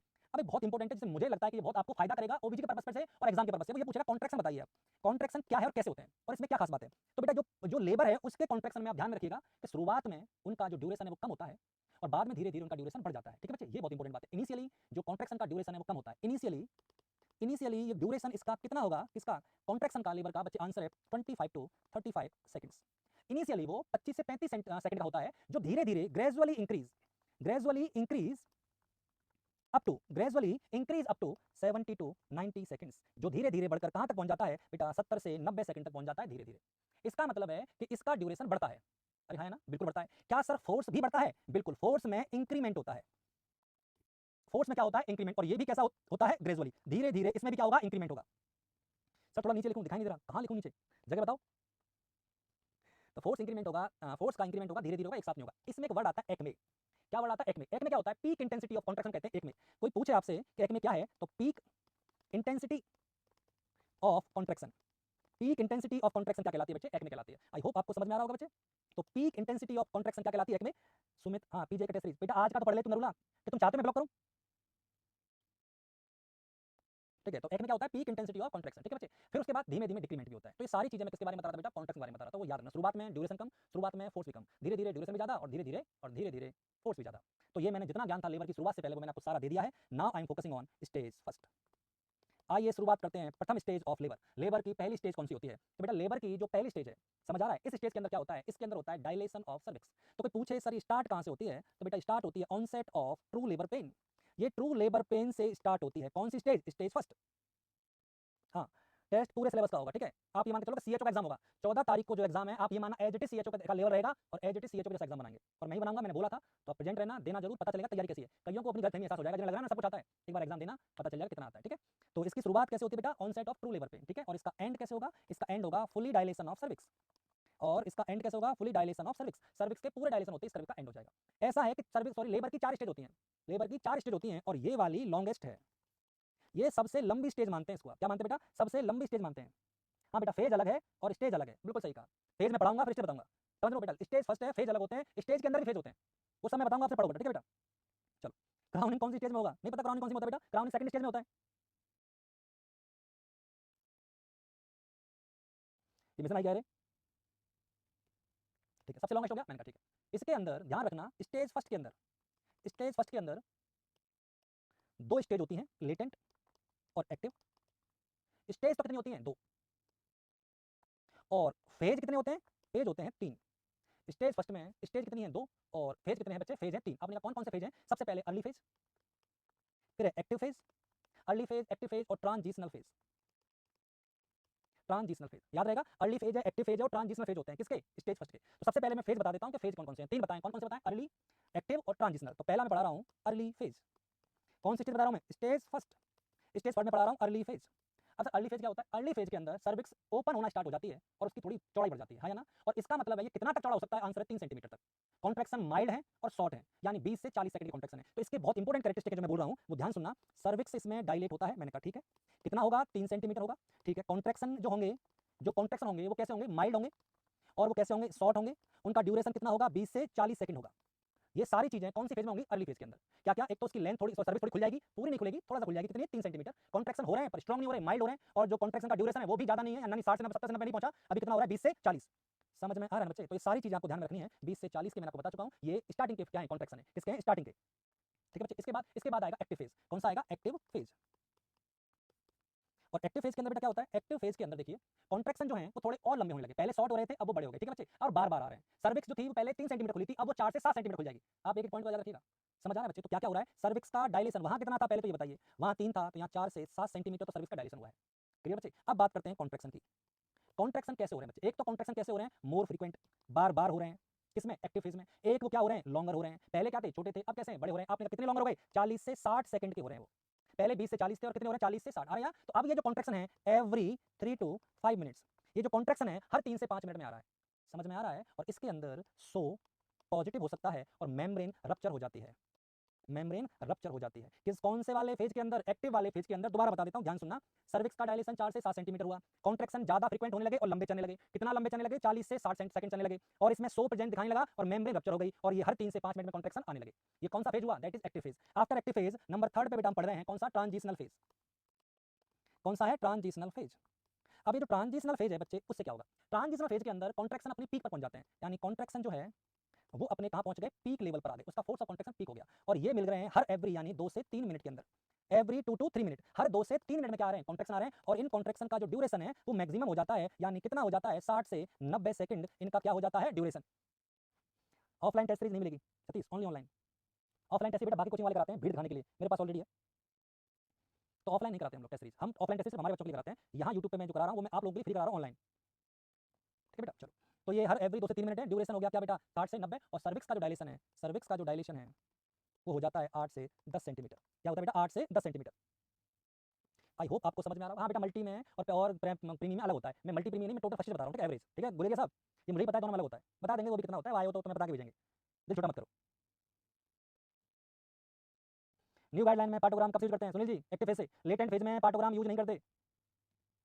बताएंगे फर्स्ट स्टेज की स्टेज बताओ तो बिल्कुल पूरी शर्मा जी, ये लो फेज पूरे हुए और स्टेज चालू, पहले कह देते हम स्टेज चालू कर देते हैं, ठीक है बच्चे। तो पहली स्टेज है, फेज पूरे होते ही बच्चे की डिमांड पर स्टेज आ गई है, और स्टेज कौन सी, पहली है latent stage. Latent stage, latent stage में क्या होता है वो बताइए। लेटेंट स्टेज के अंदर बच्चे सबसे पहले अफेसमेंट, देखो सर्विक्स के दो चीज होते हैं, एक होता है डायलेशन और एक होता है अफेसमेंट। डायलेशन अचीव होता है एक्टिव फेज में और अफेसमेंट अचीव होता है लेटेंट फेज में। तो इसके अंदर क्या होगा, इसके अंदर अफेसमेंट अचीव होगा, यानी जो अफेसमेंट है वो अचीव हो जाएगा किसके अंदर, आंसर है लेटेंट फेज के अंदर, लेटेंट स्टेज के अंदर, ठीक है बच्चे, ठीक है। सर्विक्स का जो डायलेशन है वो कितना होगा, सर्विक्स का डायलेशन होगा 4 सेंटीमीटर। क्या होगा, 4 सेंटीमीटर। सर एक पर आर में, सर पर आर नहीं नहीं संजय यादव, पर आर नहीं होता बेटा, पर आर 1.5 नहीं होती है, और 1.5 सर्विक्स, डेढ़ सर्विक्स कहां से लाएगा तू संजय यादव, डेढ़ सर्विक्स कहां से लाएगा बेटा, 1.5 सेंटीमीटर लिख। इतना जल्दबाजी में लिखते हो कि आधा अधूरा लिखते हो, पूरा लिखो, आधा अधूरा मतलब क्या समझ में आएगा मुझे, नहीं, ठीक है। तो सर्विस का डायलेशन कितना होता है, 4 सेंटीमीटर, ठीक है बच्चे। अब आपने कहा कॉन्ट्रैक्शन कैसे हो रहे हैं, कॉन्ट्रैक्शन भी कम होते हैं, कॉन्ट्रैक्शन यानी 2 कॉन्ट्रैक्शन इन 10 मिनट्स, हर 10 मिनट में 2 कॉन्ट्रैक्शन हो रहे हैं, तो ये भी कम ही है, समझ आई मेरी बात। तो ये याद रखिएगा कि लेटेंट फेज में मेन काम होता है अफेसमेंट, सर्विस का डायलेशन होता है 4 सेंटीमीटर होता है, और कॉन्ट्रैक्शन भी कम ही आते हैं, हर 10 मिनट में 2 कॉन्ट्रैक्शन आ रहे हैं। जैसे ही स्टेज सेकंड आई, स्टेज सेकंड यानी कौन सी बच्चे, एक्टिव स्टेज, कौन सी है, एक्टिव स्टेज। सुनील कुमार कितना सेंटीमीटर डायलेशन होना चाहिए, 1.2 सेंटीमीटर पर आर होती है, और एवरेज निकालते हैं तो 1 सेंटीमीटर पर आर टिक करना, ये आंसर है, ठीक है बच्चे। करवा दिया डायलेशन, ये लो देख रहे हो भाई का दिल तुम। एक्टिव स्टेज में क्या होता है, एक्टिव स्टेज में सर्विक्स का जो डायलेशन है, सर्विक्स का जो डायलेशन है वो मोर देन 4 सेंटीमीटर हो जाता है, 4 सेंटीमीटर ज्यादा, और वो और 1 सेंटीमीटर पर आर क्या होता है, डायलेशन, याद रखिएगा। ये लो जगदीश रेगर भी लाइटिंग में घूम रहा है, बहुत बढ़िया, ठीक है बच्चे, समझ आई मेरी बात। तो बेटा ये 1 सेंटीमीटर क्लियर है, क्या हुआ बेटा, क्या चाहिए मुझे बता। स्टेज फर्स्ट का टोटल ड्यूरेशन, स्टेज फर्स्ट का टोटल ड्यूरेशन प्रीमी ग्रेविडा में 12 घंटे होता है और मल्टी ग्रेविडा में 6 से 8 घंटे होता है। प्रभु अब सांस ले ले, स्टेज और फेज में फर्क है, स्टेज में फेज में स्पेलिंग का फर्क है, समझ आया, देख हो गया तेरा ज्ञान पूरा, समझ आया बच्चे। तो स्टेज और मैंने क्या बताया, फेज बता दी, ठीक है बच्चे, ओके। अब बात करते हैं कि सर मैनेजमेंट क्या है, लेटेंट फेज का मैनेजमेंट, यानी लेटेंट फेज में क्या, लेटेंट स्टेज में क्या मैनेजमेंट करोगे, लेटेंट फेज में क्या मैनेजमेंट करेंगे उसके बारे में बात करते हैं। नहीं सीएचओ में क्या आएगा, सीएचओ में क्या आएगा रे, कि स्टेज और फेज में सचित्र वर्णन कीजिए अंतर का, है ऐसे क्वेश्चन आएगा, ऐसे तो नहीं आएगा ना, जो मिल रहा है वो पढ़ ले, ज्ञानी मत बन बच्चे।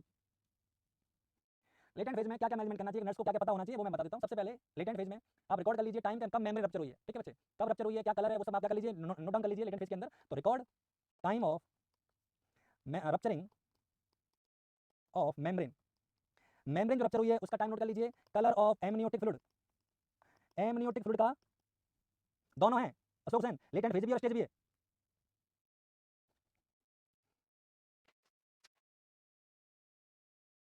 ठीक है बच्चे। और क्या करना है आपको, और कभी महिला को अकेला मत छोड़ना, कौन से फेज में, लेटेंट फेज में, अकेला तो कभी नहीं छोड़ना चाहिए, जमाना खराब है, पर लेटेंट फेज में नहीं छोड़ना चाहिए। समझ में? तो लेटेंट फेज में महिला को अकेला मत छोड़ो, महिला को आप रेस्ट करिए किसी पोजीशन में, आपकी जो इच्छा हो पर कंफर्टेबल रहिए। Never leave alone, never leave alone, महिला को अकेला मत छोड़ना और उन्हें बोलिए आप रेस्ट करिए इन कंफर्टेबल पोजीशन। कंफर्टेबल पोजीशन में आप उन्हें रेस्ट करने को बोल दीजिए कि आप रेस्ट करिए, कोई दिक्कत नहीं किसी प्रकार की। ठीक है बच्चे? ओके। अब मेरी बात बहुत ध्यान सुनिए आप। 8 घंटे हो गए कॉन्ट्रैक्शन को, ये बात सुन लेना मैं जो कह रहा हूँ। 8 आवर हो गए और कॉन्ट्रैक्शन स्ट्रॉन्ग है। ठीक है, कॉन्ट्रैक्शन कैसे है? स्ट्रॉन्ग और फ्रीक्वेंट है। एंड फ्रीक्वेंट कॉन्ट्रैक्शन फेज में और स्टेज में कंफ्यूजन, कोई कंफ्यूजन मत हो, एक स्टेज के 3 फेज हैं, बस इतना याद रख ले। ठीक है बच्चे? तो आपने कहा 8 घंटे हो गए हैं, कॉन्ट्रैक्शन स्ट्रॉन्ग है और फ्रीक्वेंट है, बट सर्विक्स डायलेट नहीं हो रही, but no dilation of cervix. ये केस नंबर फर्स्ट कि अभी तक सर्विक्स का डायलेशन नहीं हुआ, कॉन्ट्रैक्शन बराबर हो रहे हैं, हाँ या ना? तो फिर आप इसे क्या मानोगे? इसका मतलब ये है नॉन प्रोग्रेसिव लेबर। ये कैसी है? Non progressive labour. और इसका मतलब फर्स्ट रेफरल यूनिट, आप उसे तुरंत क्या कर दोगे? रेफर। 8 घंटे तक वेट करोगे आप, 8 घंटे में भी डायलेशन नहीं हुआ तो आप इसे रेफर कर देना कहां पर? फर्स्ट रेफरल यूनिट पर। आई होप आपको समझ में आ रहा होगा। केस नंबर 2, केस नंबर 2 में क्या होगा बच्चे? 8 घंटे हो गए, ठीक है, 8 घंटे हो गए, no increment in intensity of contraction. Contraction में कोई इंटेंसिटी का बढ़ोतरी नहीं हो रहा। No in contraction and intensity and duration, duration भी नहीं बढ़ रहे और इंटेंसिटी भी नहीं बढ़ रही, किसकी? कॉन्ट्रैक्शन की। तो फिर मैंने देखा नो सर्विक्स डायलेशन, और सर्विक्स का भी क्या नहीं हुआ? डायलेशन। आप समझिए केस को कैसे कह रहा है कि महिला कह रही है पेन हो रहा है। मैंने कहा ठीक है, मैंने कहा पेन कैसा है? बोला ठीक ठीक, ज्यादा नहीं है। मैंने कहा आप लेट जाइए, एडमिट कर लेता हूं आपको। फिर मैं 2 घंटे बाद आया, कैसा है माता जी पेन के? माता जी के बोला कि दर्द ठीक है पर वैसा है जैसे सुबह था वैसा ही है। मैंने सर्विस देखी, डायलेट नहीं है। फिर 2 घंटे बाद आया, माता जी को दर्द बढ़े? नहीं, दर्द नहीं बढ़ रहे, वैसे ही है। तो फिर ऐसा है माता जी, वैसे ही है, फिर तो ये वैसे ही है, सर्विस भी डायलेट नहीं हो रही, दर्द भी नहीं बढ़ रहे हैं, घर चले जाओ, जब हो जाए तब आ जाना। फिर माता जी को बोलूंगा माता जी आप घर जाइए, आपको जब लगे दर्द बढ़ रहे हैं तब आ जाइएगा, तब मैं आपको एडमिट कर लूंगा।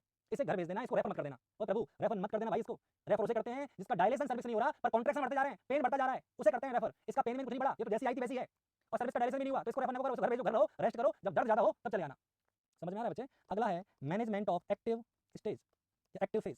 एक्टिव फेज के कौन कौन से मैनेजमेंट है उसके बारे में बात करते हैं। वही, कभी महिला को अकेला मत छोड़ो, मैंने वो तो पहले कहा था। मेंटेनिंग पार्टोग्राम, आपसे मैंने कहा था ना, लेटेंट फेज में पार्टोग्राम मेंटेन की एंट्री नहीं होती, यहां से पार्टोग्राफ स्टार्ट होता है। कौन से फेज स्टेज से? एक्टिव स्टेज से स्टार्ट होता है पार्टोग्राफ। समझ आया बच्चे? इसका मतलब ये है कि फीमेल इन एक्टिव लेबर, यानी कि महिला अब एक्टिव लेबर में आ गई है, तभी मैं पार्टोग्राम का यूज करूंगा। सही बच्चे? इसके बाद रीअसेस, दोबारा उस महिला को असेस करूंगा और देखूंगा कि रेफर करने की जरूरत है या जरूरत नहीं है। जरूरत है तो कर दूंगा, नहीं है तो हम ही कराएंगे इसकी डिलीवरी। समझ आ रहा है? फिर एक किसी सीनियर पर्सन को बुला लीजिए और आप लेबर स्टार्ट करवाइए, और एक ट्रांसपोर्ट की सुविधा तुरंत तैयार रखिए कि क्या पता रेफर करना पड़ जाए, केस कॉम्प्लिकेट हो सकता है ना, तो ट्रांसपोर्ट की सुविधा अरेंज करा दी, एक सीनियर को बुला लिया और एक बार माता जी बोला माता जी ब्लैडर खाली कर लो, क्योंकि भरे ब्लैडर में कॉन्ट्रैक्शन नहीं होंगे यूट्रस में।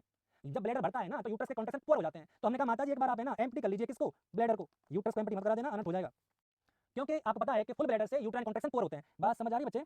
पार्टोग्राफ डिटेल में बताओ? नहीं बताऊंगा बच्चे, नहीं बताऊं, पार्टोग्राफ नहीं बताऊं। पार्टोग्राफ की अलग से क्लास होगी, इसलिए क्योंकि पार्टोग्राफ बड़ा है और क्वेश्चन पूछने के लिए ना थोड़ी थोड़ी ना जवान में बुलाओ, मजाक लाओ, पार्टोग्राफ बताओ डिटेल में। अच्छा जी, ऐसा ऐसा नहीं है, पार्टोग्राफ की अलग से क्लास लेंगे क्योंकि बड़ा चैप्टर है। अगर मैं यही पार्टोग्राफ पढ़ाने लग गया तो मैं स्टेज का पढ़ाऊंगा। समझ में? इतना जान ले कि लेबर की प्रोग्रेस के लिए पार्टोग्राफ का अध्ययन होना जरूरी है। फ्रेडमैन कर्व से लिया गया था पार्टोग्राफ। कौन से कर्व से? फ्रेडमैन कर्व से लिया गया था पार्टोग्राफ। ठीक है बच्चे? जो लेबर की प्रोग्रेस के बारे में बताता है। इसके 3 पार्ट होते हैं, अपर पार्ट, मिडिल पार्ट और लोअर पार्ट। इतना ध्यान बहुत है आज के लिए तेरे पार्टोग्राफ के लिए, बाकी तेरा पार्टोग्राफ करवाएंगे। तो थोड़ा लेफ्ट साइड से लिखना, लेफ्ट साइड, मेरा लेफ्ट है, लेफ्ट या करती है। Please sir mechanism of labour, ये सही तरीका पूछने का। Please sir mechanism of labour समझाइए, that is the right way how to ask to teacher. इसको हम जरूर समझाएंगे, मैकेनिज्म ऑफ लेबर मैं जरूर बताऊंगा। तो पार्टोग्राम में अलग बता दूंगा, जब भी मेरी नेक्स्ट क्लास होगी, जब भी मुझे पढ़ाना होगा पढ़ा दूंगा। पार्टोग्राम मेरे पर छोड़ दे तो जुड़ा रहे बस। पार्टोग्राम तेरे मेरी भी इसकी बात है, करा के रहूंगा मैं। तो ब्लैडर एम्प्टी है, तभी हम इसको बोलेंगे मैनेजमेंट करने को बोलेंगे। तो भाई मैंने बता दिया, भरे ब्लैडर से यूट्राइन कॉन्ट्रैक्शन कम होते हैं। Ensure hydration status, ensure hydration status, इसे हाइड्रेशन मेंटेन करने को बोलूंगा। पर ऐसा मत कर देना कि सॉल्ट फूड दे दो, दाल बाटी खा लो, माता जी लेबर में जा रही हो। तो लेबर में पानी वानी मना नहीं है, किसने कहा कि एनपीओ? ये बकवास है कि लेबर एनपीओ होती है, कोई कुछ नहीं है। जो तुमसे कहता है कि लेबर में महिला एनपीओ रख जाती है, कोई जरूरत नहीं है, पानी पिलाओ जो पीना पिलाओ, बस दाल बाटी चूरमा मत दे देना। सॉलिड फूड नहीं देते, बट नो सॉलिड फूड। समझ आ रहा है? बस सॉलिड फूड मत देना।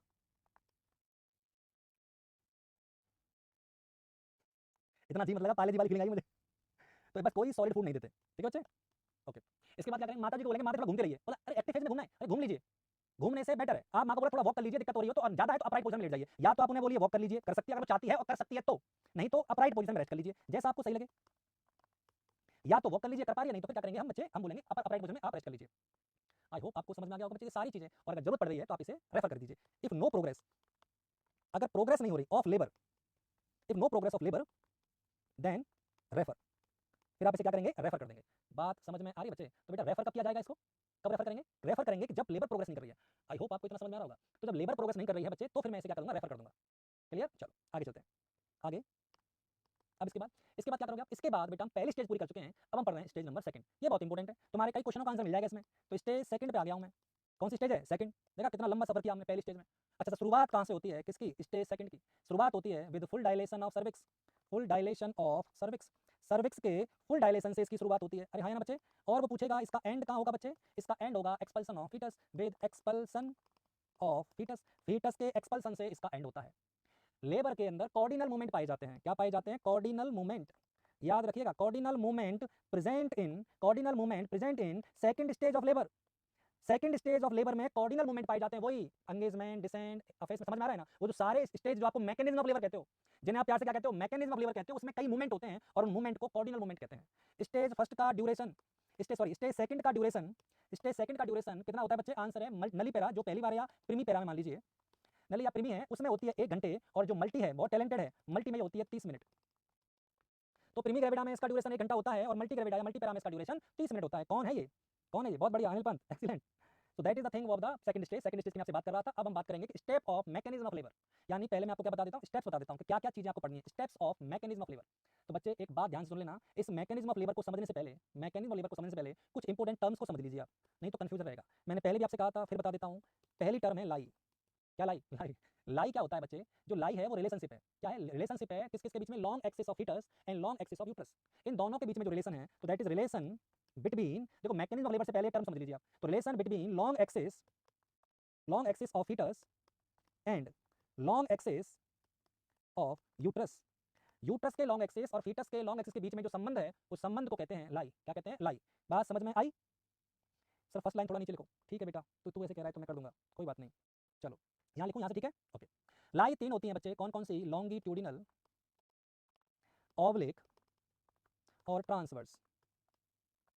3 प्रकार की लाई होती हैं, लॉन्गिट्यूडनल है, ऑब्लिक है और ट्रांसवर्स है। ठीक है बच्चे? अब एक बात ध्यान सुनना, 99% फीटस में लाई लॉन्गिट्यूडनल होती है और 1% के अंदर वो ऑब्लिक भी हो सकती है और वो ट्रांसवर्स भी हो सकती है। समझ आ रहा है? तो 99% प्रेगनेंसी के अंदर लाई कैसी होती है? लॉन्गिट्यूडनल। तो मोस्ट कॉमन लाई कौन सी हो गई? लॉन्गिट्यूडनल। 1% के अंदर दोनों आते हैं। कौन कौन से आते हैं दोनों बेटा? ऑब्लिक भी इसके अंदर आता है और इसके अंदर ट्रांसवर्स भी आता है। समझ आ रहा है बच्चे? तो कौन कौन सा है? लॉन्गिट्यूडनल तो मोस्ट कॉमन है। आपने कहा क्या है लाई? फीटस के लॉन्ग एक्सिस का यूट्रस के लॉन्ग एक्सिस से संबंध। देखो सिफेलिक प्रेजेंटेशन और ब्रीच प्रेजेंटेशन। अरे है ना, दोनों में लाई कैसी होती है? लॉन्गिट्यूडनल लाई। दिख रहा है डायग्राम? दोनों में लाई कैसी होती है? लॉन्गिट्यूडनल लाई, जिसमें सिफेलिक 95% होता है और ब्रीच होता है 4%। तो मिलाकर कितना हो गया? 99%। 95 कौन था? सिफेलिक, और ब्रीच कितना था? 4%। समझ आ रहा है बेटा? तो ऑब्लिक लाई और ट्रांसवर्स लाई दोनों मिलाकर कितने होते हैं? 1%। क्या इतना आपको समझ में आया बच्चे? क्या इतना हम समझ चुके हैं? तो इसके बारे में मैं आपको बता दूं, ऑब्लिक लाई और ट्रांसवर्स लाई के बारे में मैं आपसे बात कर रहा हूं। ठीक है? ओके। ये कितना परसेंट है? 1%। तो इतना तो मुझे कंफर्म हो गया कि लाई 3 टाइप की होती है। लाई के बाद हम बात करते हैं एटीट्यूड का। वो एटीट्यूड नहीं जो तुम दिखाते हो ऑनलाइन में आके कमेंट बॉक्स में, वो एटीट्यूड नहीं है। एटीट्यूड का मतलब क्या होता है? The relationship of the foetus head and limb. Foetus के हेड और लिम्ब का उसके ट्रंक के साथ जो संबंध होता है, समझ तुम? जो संबंध होता है उस संबंध को एटीट्यूड कहते हैं। आपने कहा किन किन के बीच संबंध की बात कर रहे हो आप? संबंध है relationship between foetal head and limb with foetal trunk. Foetal head और लिम्ब का फीटल ट्रंक के साथ। फ्लेक्शन एक्सटेंशन, बहुत बढ़िया। प्रीमी का एक ग्रेविड, प्रीमी का बता दो बेटा 1 घंटा, बहुत बढ़िया। चलो, तो रिलेशनशिप क्या हो गया? फीटस के हेड और लिम्ब का, फीटस के हेड और लिम्ब का ऐसे करके जो झुकता है ना ट्रंक की तरफ, उसे कहते हैं। वैसे बताइए मुझे जरा, नॉर्मल एटीट्यूड क्या होता है? नॉर्मल एटीट्यूड क्या होता है? आंसर है कंप्लीट फ्लेक्शन। कंप्लीट फ्लेक्शन होता है नॉर्मल एटीट्यूड। ध्यान रखिएगा इस बात को, क्या पता बुरे वक्त में काम आ जाए। नॉर्मल एटीट्यूड क्या होता है? कंप्लीट फ्लेक्शन, हाथ पैर ट्रंक की तरफ मुड़े होते हैं। ऐसे मत सोचना मैं शर्मा रहा हूं, ऐसे मत, मतलब मैं बता रहा हूं कि हेड और जो है ना लिम्ब, वो ट्रंक की तरफ होते हैं, उन्हें कहते हैं एटीट्यूड। ठीक है? एटीट्यूड के बाद क्या होता है? प्रेजेंटेशन। अगला वर्ड क्या है? प्रेजेंटेशन। अब प्रेजेंटेशन क्या होता है? तो जो फीटस का पार्ट लोअर यूट्रस के लोअर पार्ट में प्रेजेंट होता है, फीटस का जो पार्ट यूट्रस के लोअर पोल पर प्रेजेंट होता है, उसे प्रेजेंटेशन कहते हैं। क्या कहते हैं? प्रेजेंटेशन। अब आपने कहा प्रेजेंटेशन का मतलब क्या होता है? The part of foetus which present at lower pole of uterus. Uterus के लोअर पोल पर फीटस का जो पार्ट प्रेजेंट होता है, उसे हम क्या कहते हैं? उसे हम कहते हैं प्रेजेंटेशन। क्या कहते हैं? प्रेजेंटेशन। बात समझ में आई बच्चे? प्रेजेंटेशन। अब आपने कहा ठीक है, ये भी देख लेते हैं। तो प्रेजेंटेशन कौन से हैं? मैंने कहा सिफेलिक प्रेजेंटेशन, ब्रीच प्रेजेंटेशन, मैं कुछ कॉमन बता रहा हूँ, सारे तो नहीं। Shoulder presentation. शोल्डर प्रेजेंटेशन कौन से लाई में होता है? आंसर बताइए बेटा। आंसर है ट्रांसवर्स लाई में। कोई पूछे कि शोल्डर का प्रेजेंटेशन में लाई क्या होगी, तो ट्रांसवर्स, और सिफेलिक और ब्रीच में लाई क्या होगी, तो लॉन्गिट्यूडनल। अच्छा, मैंने कहा इनमें कॉमन कौन सा है? कॉमन, हाँ बताओ कॉमन कौन सा है, फटाफट सब मुझे बताओ, इन तीनों में से कॉमन प्रेजेंटेशन कौन सा है? जल्दी बताइए, कॉमन प्रेजेंटेशन कौन सा है? फटाफट बताओ। भारत व्यवहार तो कोड क्या लिख रहा है बेहतर, फटाफट आंसर करो। बहुत बढ़िया, एक ने कहा ट्रांसफर, अशोक कह रहा है ट्रांसफर, बहुत शानदार यार, तुम तो हदी वाली बात है बे। बहुत बढ़िया, मुकेश ने कहा सही, बरकत का भी सही है, बलवीर का भी सही है, बहुत बढ़िया, बहुत एक्सीलेंट।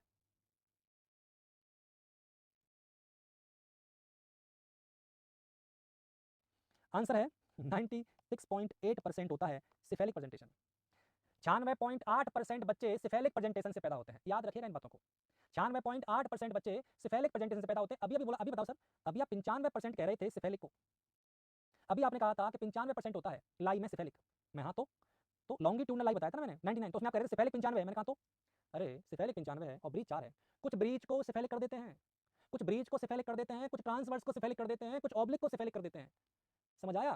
समझा बेटा? तो 95 से बढ़ जाता है, 95 तो है ही। हमने कुछ कन्वर्ट भी तो किए, एक्सटर्नल वर्जन भी तो किए हमने। तो हम ऐसे करके कुछ लाई को चेंज कर सकते हैं, तो हम कुल मिलाकर सिफेलिक प्रेजेंटेशन से बच्चे 96.8% पैदा होते हैं। याद रहेगा बच्चे? बहुत बढ़िया, क्लियर है। इसके बाद बात करते हैं पोजीशन की। किसकी बात करते हैं? पोजीशन की। अब पोजीशन क्या है? सब बात घूम फिर किसकी आ रही है? रिलेशन की। रिलेशनशिप बिटवीन डिनोमिनेटर, क्या क्या? Relationship between denominator and various segment of pelvic inlet, pelvic inlet के जो वेरियस सेगमेंट हैं उनके और डिनोमिनेटर के बीच के संबंध को पोजीशन कहते हैं। याद रखिएगा। यानी कि डिनोमिनेटर क्या होता है? बॉनी प्रोमिनेंस, आगे बता दूंगा मैं। तो पोजीशन क्या हो गई? संबंध हो गया कि डिनोमिनेटर का पेल्विक इनलेट के बीच में जो संबंध होता है उसे पोजीशन कहते हैं। क्या कहते हैं? पोजीशन कहते हैं। बात समझ में आ रही है बच्चे? बहुत बढ़िया। मुकेश शुक्रवाल सही कह रहा बेटा,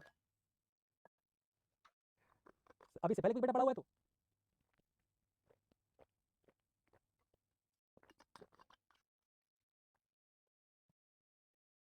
ओके, तो पोजीशन के बारे में आपको बता दिया। तो पोजीशन बहुत सारी होती हैं, जैसे आपको बता दिया, एक बार वापस रिपीट कर देता हूँ। ये पोजीशंस हैं, ये होती है LOT लेफ्ट ऑक्सीपिटो ट्रांसवर्स, ये होता है LOA लेफ्ट ऑक्सीपिटो एंटीरियर, ये होता है DOA डायरेक्ट ऑक्सीपिटो एंटीरियर, ये है राइट ऑक्सीपिटो एंटीरियर, ये राइट ऑक्सीपिटो ट्रांसवर्स। समझ में आ रहा है ना बच्चे? तो ये जो चीज़ें हम आपको बता रहे हैं, ये कौन सा है? ROT LOT, ये हो गया right occipito posterior, left occipito posterior, और ये हो गया राइट ऑक्सीपिटो पोस्टीरियर, और ये हो गया ऑक्सीपिटो डायरेक्ट ऑक्सीपिटो पोस्टीरियर। तो ये है टोटल कितनी पोजीशन? 8 पोजीशन है बच्चे, याद रखिएगा। ठीक है बच्चे? ओके, अब इसमें से कौन सी मोस्ट कॉमन होती है? जो मोस्ट कॉमन होती है उसके बारे में बात करते हैं। तो मोस्ट कॉमन है ये वाली, और इधर से सेकंड मोस्ट कॉमन ये, थर्ड ये, फोर्थ ये। तो ऐसे तुम घूम जाओ तो सबसे लास्ट है लीस्ट कॉमन कौन सी है? LOP, और मोस्ट कॉमन कौन सी है? LOT। तो ये पोजीशन होती है बच्चे, ध्यान में रखना कि ये जो सर्किल कोई पूछे कौन सी है मोस्ट कॉमन, तो LOT होती है। LOT ऑप्शन में ना हो तो LOA होती है, LOA ऑप्शन में ना हो तो डायरेक्ट ऑक्सीपिटो एंटीरियर होती है। तो पोजीशन पे डिपेंड करता है कि कौन से ऑप्शन दे रखे हैं। समझ आ रहा है बच्चे? बहुत बढ़िया।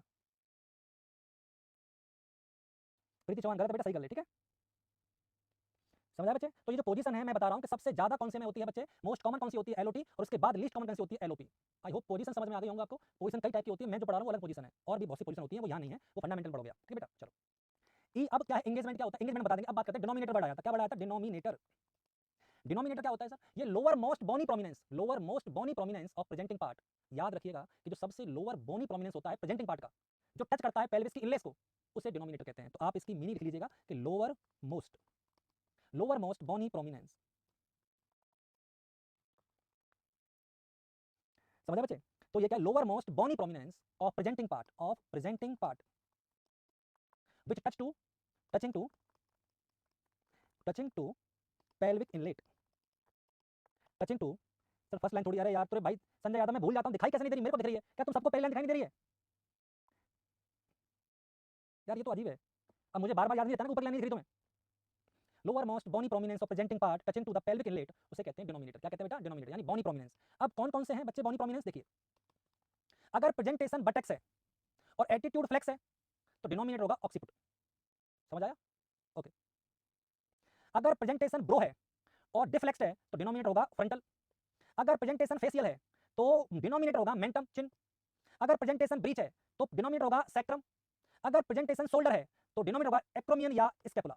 तो बच्चे ये प्रेजेंटेशन पे डिपेंड करते हैं कि कौन सा डिनोमिनेटर होगा। It's depend on presentation. ये किस पे डिपेंड करता है? प्रेजेंटेशन पर।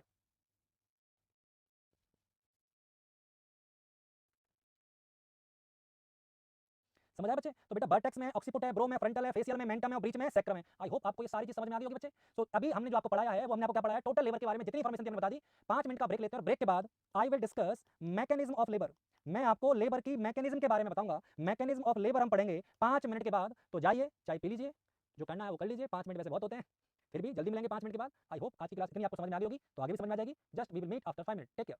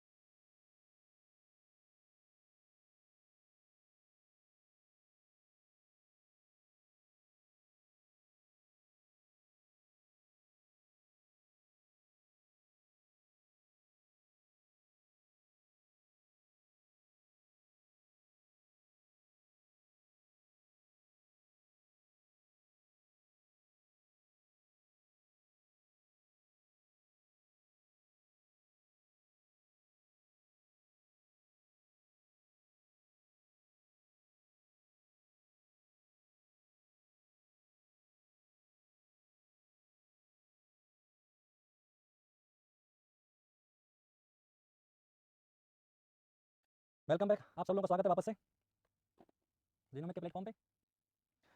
जैसे कि हम बता रहे थे आपको, we will discuss about the thing that कुछ टर्म्स थी, उनके बारे में बात कर रहे थे। आपसे कौन कौन सी वो टर्म है वो मैंने आपको बताई है, जो भी टर्म्स थी। अब हम आपको पढ़ाने जा रहे हैं मैकेनिज्म ऑफ लेबर। क्या पढ़ा बेटा? Mechanism of labour. तो जल्दी से फास्ट लोग कनेक्ट हो जाओ, जल्दी जल्दी। 5 मिनट हो गए हैं, जिन्हें जो करना था वो कर लिया होगा। आ जाओ फटाफट कनेक्ट हो जाओ सब लोग। स्टार्ट करें बच्चे, चलो।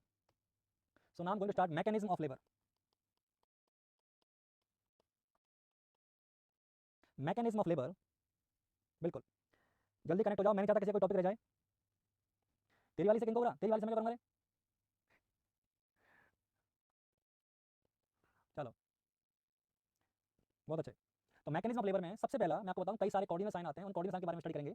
कई स्टेप होते हैं मैकेनिज्म ऑफ लेबर के अंदर। तो बेसिकली हम उन चीज़ों के बारे में बात करेंगे जो कि एग्जाम पॉइंट ऑफ व्यू से रिलेटेड है। ठीक है बच्चे, हम उस पॉइंट ऑफ व्यू से बिल्कुल नहीं पढ़ाएंगे जैसे आपका कल फोर्थ एग्जाम है और मैं आपको बीजी पढ़ा रहा हूँ, उस पॉइंट ऑफ व्यू से नहीं पढ़ा रहा मैं एमसीक्यू के पर्पस से पढ़ा रहा हूँ, जो दोनों में काम आएंगे, नॉट सेट में और सीएचओ के अंदर। ठीक है, तो सबसे पहला स्टेप कह लो, साइन कह लो, फेज कह लो, एंगेजमेंट। कनेक्ट हो जाओ फास्ट सब लोग। इस वाली तो ढस लेगी। हाँ इसी को ढस लगा वैसे भी। सर बहुत अच्छा पढ़ाते, थैंक्स बच्चे। तो ये हुआ एंगेजमेंट। अब बात करते हैं एंगेजमेंट क्या होता है। एंगेजमेंट का मतलब होता है कि जब मोस्ट ऑफ बेबीज होते हैं descend into mother pelvic cavity. Foetus का मदर पेल्विक कैविटी में नीचे की तरफ जाना, डिसेंड होना, नीचे की तरफ जाकर एंगेज होना, उसे एंगेजमेंट कहते हैं। अब एंगेजमेंट के लिए क्वेश्चन ये नहीं आएगा एंगेजमेंट क्या होता है, ये तो क्वेश्चन होता है।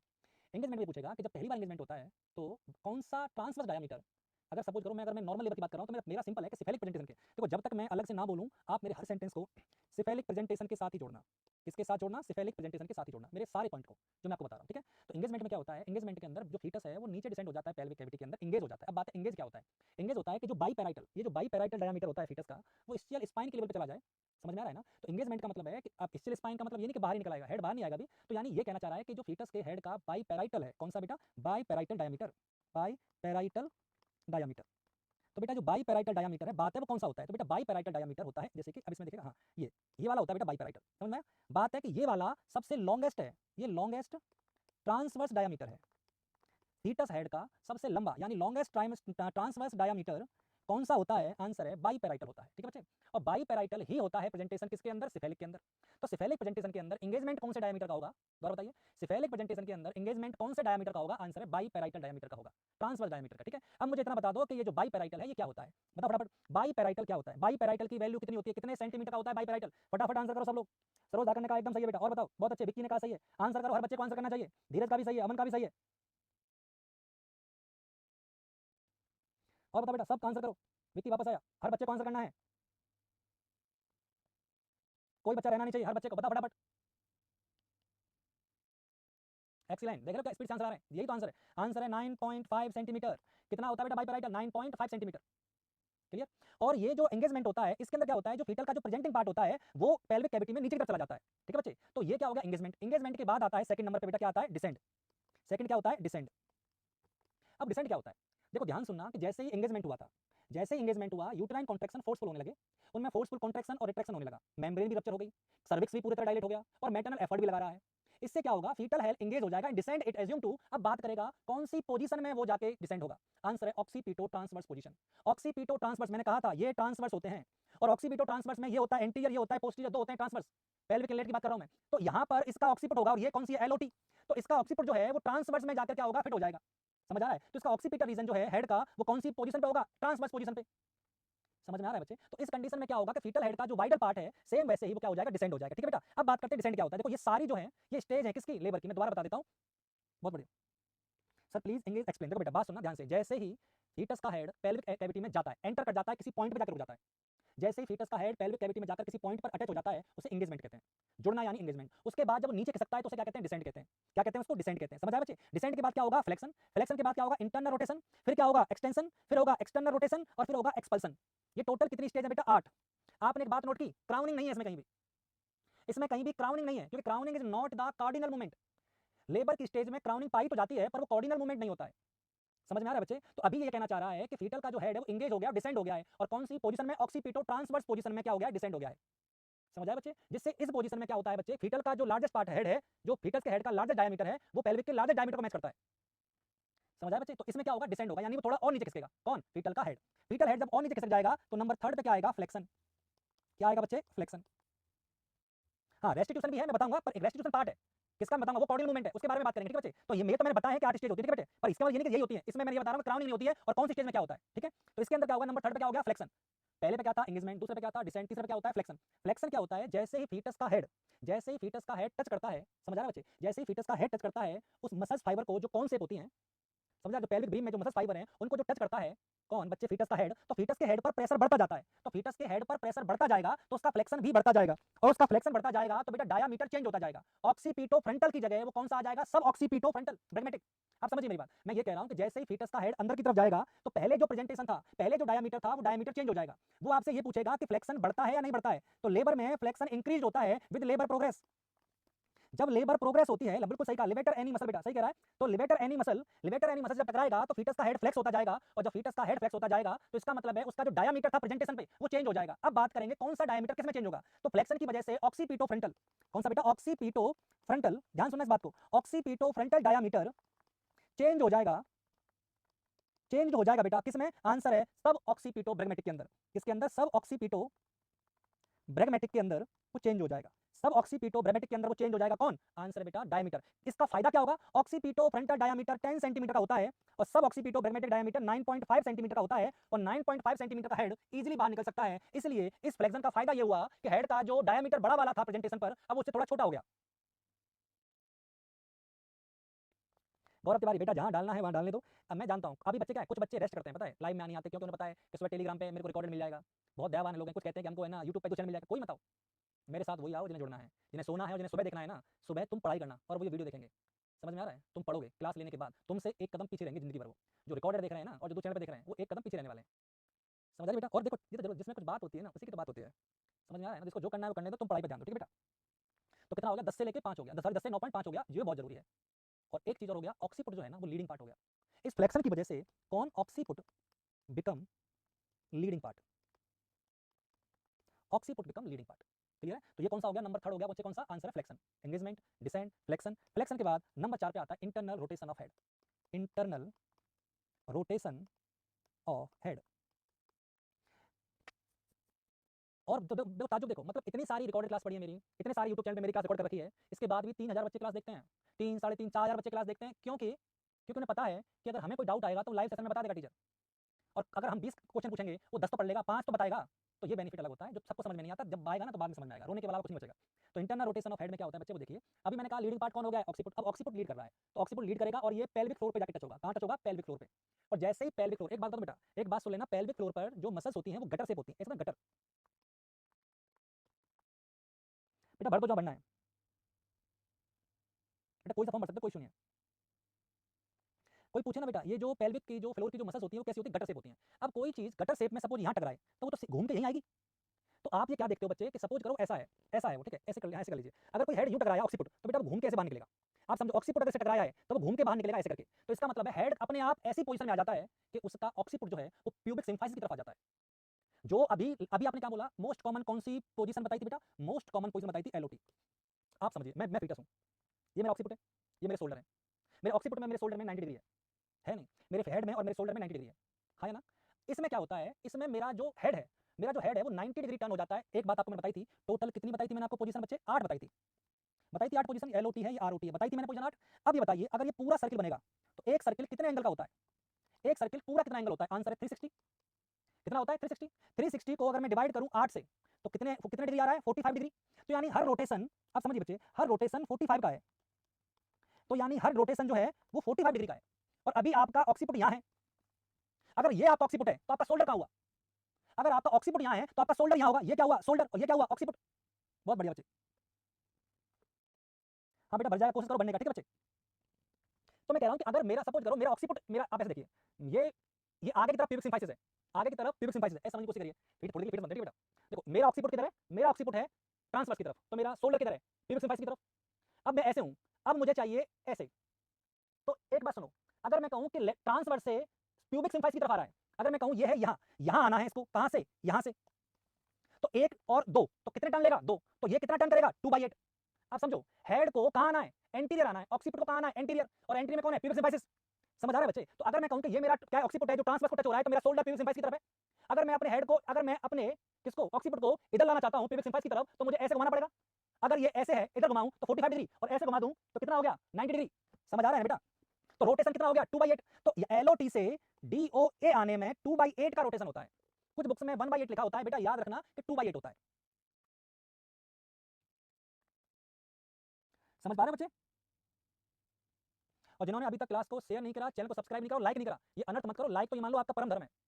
ये जो टीचर के प्रति आपका जो एफर्ट है इतना ज्यादा है, आपको समझ में आना चाहिए कि आपको सिर्फ टीचर का साथ देना है और उसके लिए बूस्ट करना है, चैनल को करना है, टीचर को करना है, अपने आप सारी चीजें अच्छी हो जाएंगी।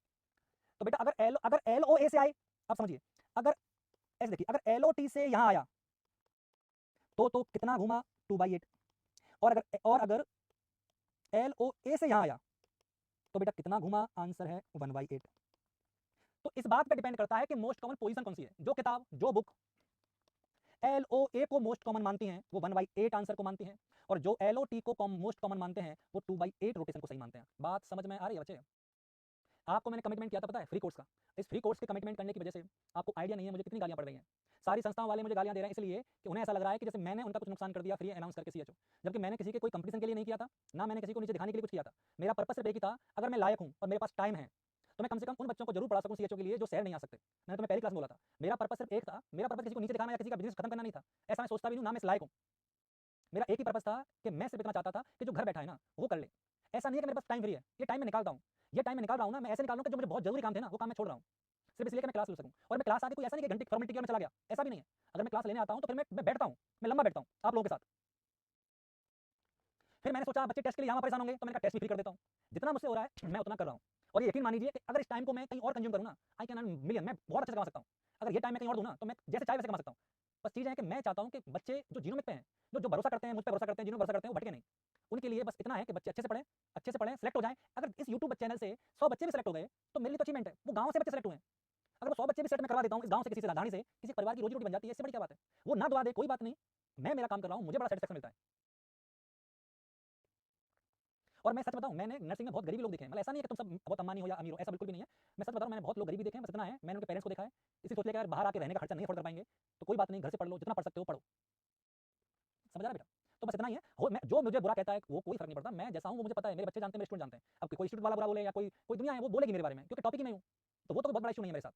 बस ये कि हाँ जितना मैं करता हूं उतना मैं बच्चों को अच्छा कर सकूं, that's my my my totally effort for that. और मेरी टीम भी यही चाहती है कि बच्चे मैक्सिमम सेलेक्ट हो सकें। समझा बच्चे? रिटल प्रोडक्शन मोर देन मिलियन बच्चे, not million, more than million. Million तो बताया था कितना होता है, मोर देन दैट। ठीक है बच्चे, चलो आगे स्टार्ट करें। ओके, तो मैंने कहा एक्सटर्नल रोटेशन बेटा क्या होता है। एक्सटर्नल रोटेशन के अंदर लाइक 1 1 मैन थैंक्स बच्चे, लॉट्स ऑफ लव, थैंक्स बच्चे जी 1 for तैयारी नोट सेट की। कि बच्चे हार्ट रूल बेटा सब देख मेरे पास हार्ट रूल बताने के लिए बेटा मैं ना CHO में हार्ट रूल पढ़ाने लग गया ना, तो मैं CHO कोर्स कराऊंगा। हार्ट रूल मुझे पता है, मेरे YouTube वीडियो मेरे पड़ा हुआ है, उसमें देख लेना, मैंने बनाया था नोट सेट के लिए। हार्ट रूल भी है, स्कर्ट बार रूल भी, सारे रूल हैं, पर मैं अभी वो लेवल रख रहा हूं जो CHO के लिए जरूरी है। समझा बच्चे? तो इसमें क्या होता है, ऑक्सीपुट लीड करता है, पेरिफेरल को टच करता है और हेड में एंटीरियर टच हो जाता है। क्या टर्न होता है 2/8। कितना टर्न होता है बेटा 2/8 टर्न होता है। दुआ देगा, थैंक्स बच्चे, थैंक्स बच्चे। ओके, गॉड ब्लेस यू बच्चे।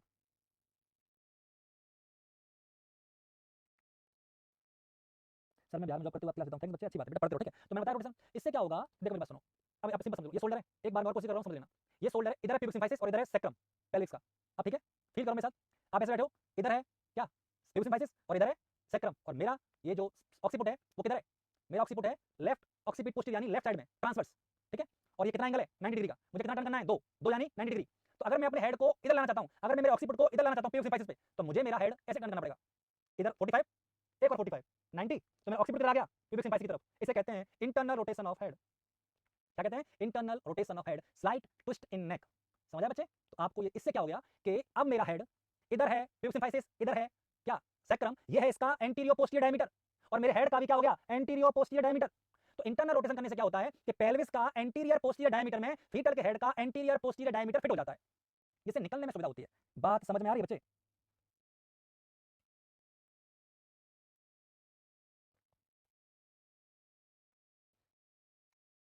एक बार और नीतू यादव, ठीक है बेटा, देख वापस सुन ले, देख मैं कोशिश कोशिश कर रहा हूं समझने की। मेरा जो ऑक्सीपुट है ना, आप इमेजिन करो मेरा ऑक्सीपुट कहां है, मेरा ऑक्सीपुट है यहां सामने देखो स्क्रीन पे। एक बार और देखो, मैं कोशिश क्यों कर रहा हूं, क्योंकि आपको समझ आ जाए। LOT LOA और DOA, ये आ जाओ मेन, ठीक है, ये पोजीशन है अभी, और ये है DOP। अब समझ, मेरा ये वाला शोल्डर है DOA पे, ठीक है, कहां है मेरा शोल्डर, ये डीओए पे, तो ये कहां हो गया, इसके बिल्कुल सीधे, हाँ डीओपी पे, तो ये हो गया डीओपी, ये हो गया डीओए, ये है मेरा ऑक्सीपुट, ये हो गया एलओटी, कहां हो गया एलओटी, ठीक है। अब मुझे एलओटी कहां चाहिए, मुझे एलओटी चाहिए प्यूबिक सिम्फाइस की तरफ, मुझे मेरा ऑक्सीपुट कहां चाहिए, मुझे मेरा ऑक्सीपुट चाहिए प्यूबिक सिम्फाइस की तरफ, तो मुझे अगर मैं एक बार ऐसे घुमाऊं, समझ आया, तो 1/8 इधर घुमा दूं 2/8, तो मेरा ऑक्सीपुट जब आएगा प्यूबिक सिम्फाइसिस पे तो मुझे 2/8 हेड घुमाना पड़ेगा, और 2/8 हेड का इंटरनल रोटेशन होगा, तभी तो मेरा ऑक्सीपुट डीओए पे आएगा। तो डीओए इधर है, इधर है प्यूबिक सिम्फाइसिस, और इधर क्या है इधर क्या है सेक्रम, तो ये कौन सा डायमीटर है, एंटीरियर पोस्टीरियर, और मेरा हेड कौन सा हो गया, एंटीरियर पोस्टीरियर, तो पेल्विस के एंटीरियर पोस्टीरियर में फीटल का एंटीरियर पोस्टीरियर फिट हो जाता है, समझ आया, उसे कहते हैं internal rotation of head. I hope अब आपको समझ में आ रहा होगा बच्चे, क्लियर है। आदित्य पारिक समझ आया बेटा, बहुत बढ़िया, 100% आया ना, एक्सीलेंट, यही पर्पस था मेरा। इसी में क्राउनिंग होती है, ये इंपॉर्टेंट है, क्राउनिंग अलग से नहीं होती, इंटरनल रोटेशन हेड के बाद होती है। अब क्राउनिंग क्या होती है, क्राउनिंग में क्या, occiput slip beneath and crowning occurs, जैसे ही ऑक्सीपुट नीचे की तरफ जाता है क्राउनिंग हो जाती है। तो क्राउनिंग का मतलब क्या है, क्राउनिंग का मतलब है पेन ऐसे फंस जाना, यानी क्राउनिंग होने के बाद हेड रिबैक नहीं जाता, रिबाउंड नहीं होता। एक बार जिस हेड की क्राउनिंग हो गई, अब हेड वापस से ऊपर नहीं जाएगा, कॉन्ट्रैक्शन के और रिलैक्सेशन के टाइम पे वो हेड वापस ऊपर नहीं जाएगा। क्राउनिंग का मतलब है हेड का फिट होना, समझ आया बच्चे। तो हेड जब फिट हो जाता है तो जब वो वापस बैक नहीं जाता है रिलैक्सेशन के टाइम पे, उसे क्राउनिंग कहते हैं, समझ आया बच्चे। और क्राउनिंग के टाइम पर एपिजियोटोमी, क्राउनिंग के टाइम पे एपिजियोटोमी करना बेस्ट होता है, क्राउनिंग के टाइम पे एपिजियोटोमी करना बेस्ट होता है। आई होप आपको समझ में आ रहा होगा बच्चे। तंता बेटा तेरी तो एक बार दुख गई, मैं क्या करता, मेरी तो कई बार दुख रही बच्चे, ठीक है बच्चे, ठीक है। इसके बाद है 5वें नंबर पे है extension of head, extension of head, ठीक है बच्चे। क्राउनिंग हो गई, ठीक है, फीटल हेड कैसा होगा, जैसे ही क्राउनिंग होती है, क्राउनिंग हेड होती है बच्चे, फीटल हेड क्या होता है, एक्सटेंशन होता है, हेड में फंस गया क्राउनिंग में। इसके बाद अब इसका क्या होगा, एक्सटेंशन, ये है पेल्विस, फीटस का हेड ऐसे फंस गया, अगर ये फ्लेक्शन में होगा तो ये ऐसे रहेगा। अब हेड का क्या होगा, एक्सटेंशन, जैसे ही हेड का एक्सटेंशन होगा हेड पेल्विस के बाहर आ जाएगा, आएगा कि नहीं आएगा। हेड की डिलीवरी एक्सटेंशन से होती है, कोई पूछे कि हेड की डिलीवरी कौन से प्रोसेस से होती है, आंसर है एक्सटेंशन से, फ्लेक्शन से नहीं हो सकती, कैसे होती है, एक्सटेंशन से, समझ आया कि नहीं आया। तो जैसे ही हेड का एक्सटेंशन हुआ, हेड एक्सटेंशन क्या हुआ, सिंसिपुट, पता है सिंसिपुट, सिंसिपुट, फेस और चिन तीनों बाहर आ गई, ऐसे था, पहले कौन बाहर आया, सिंसिपुट, फिर कौन बाहर आया, फेस, फिर क्या बाहर आई, चिन, तो तीनों चीज डिलीवर हो गई, समझ आ रहा है क्या, क्या क्या डिलीवर हुई, सिंसिपुट, फिर क्या डिलीवर हुआ, फेस, और फिर क्या डिलीवर हुई, चिन, ये डिलीवर हो गए बाय पूरा फील कर रहे हो भाई, समझ आ रहा है बच्चे। तो डिलीवर्ड बाय एक्सटेंशन, ये एक्सटेंशन से डिलीवर होते हैं, आई होप आपको समझ में आ रहा होगा बच्चे। तो एक्सटेंशन से डिलीवर हो गए कौन, ये हेड के, देखो सेंसिटिव बताया ना इतना पार्ट। फेस का मतलब ये नहीं होता कि फेस को जहां तक साबुन से धो रहे हो वो पूरा फेस है, ऐसा नहीं है। फिर तो जो गंजे होते हैं वो यहां तक साबुन से धो लेते, यही फेस हो गया। आपने कहा ये जो मुंह धो लेते हैं वो फेस ही तो होता है, ऐसा नहीं है, फेस ये है, इतना वाला पार्ट फेस है, ये वाला पार्ट, ये सोचना कि शादी का बोल दे रहे हैं दुल्हन, ऐसा नहीं है, ये वाला पार्ट फेस है, समझ आ रहा है ना। तो ये वाला पार्ट चिन है, तो ये वाला पार्ट क्या है, ये वाला सेंसिटिव है, समझ आ रहा है क्या रे।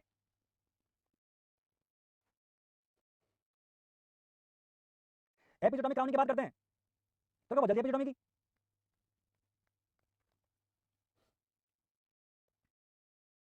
लेबर में बट कैनाल से डिलीवरी कैसे भी करा लो, चाहे सीजरियन कराओ चाहे बट कैनाल से कराओ। एलओटी टिक करना, योगेश कुमार यादव, एलओटी सही है, बधाई हेड आ गया, बहुत बढ़िया बच्चा करके छोड़ेंगे, ठीक है बच्चे, इतना समझ में आया, ठीक है। ये हो गया क्या, एक्सटेंशन, एक्सटेंशन से हेड की डिलीवरी हो गई, ठीक है। इसके बाद नंबर 6, एक बार डायग्राम है ये लो, बहुत बढ़िया, हेड की डिलीवरी फ्लेक्शन से हो रही है, एक्सटेंशन से, डायग्राम देखना एक बार। हेड की डिलीवरी फ्लेक्शन से होती है तो खोपड़ी अंदर की तरफ होती, और ये खोपड़ी बाहर की तरफ है, इसका मतलब है हेड की डिलीवरी कैसे हो रही है, बाय एक्सटेंशन।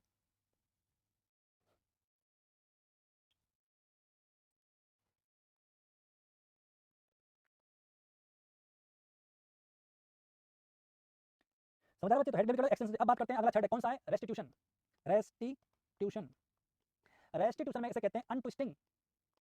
रेस्टिट्यूशन को किस नाम से जानते हैं, अनट्विस्टिंग के नाम से जानते हैं। बोला हुआ क्या था, मैंने कहा बहुत दिक्कत हो रही थी इंटरनल रोटेशन के अंदर, क्या हो गया था, इंटरनल रोटेशन के अंदर क्या हुआ था भाई, इंटरनल रोटेशन के अंदर क्या हुआ था कि ये गर्दन यूं घूम गई थी, याद है, इधर था प्यूबिक सिम्फाइसिस, इधर था सेक्रम, और मेरा ऑक्सीपुट किधर जाना था, प्यूबिक सिम्फाइसिस तरफ, तो मैंने 2/8 घुमा दी हूं।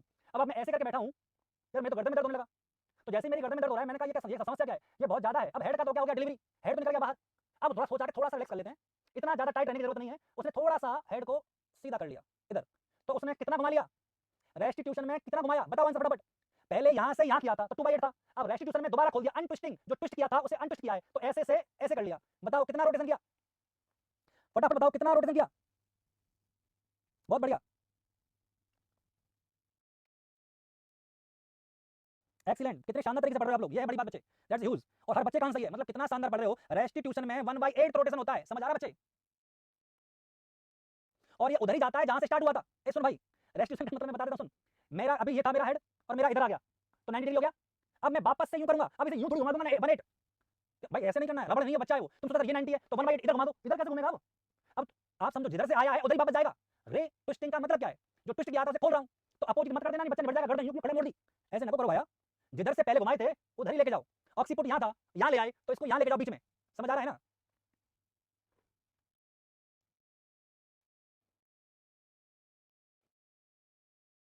नहीं टूट जाएगी, सही कह रहे बच्चे।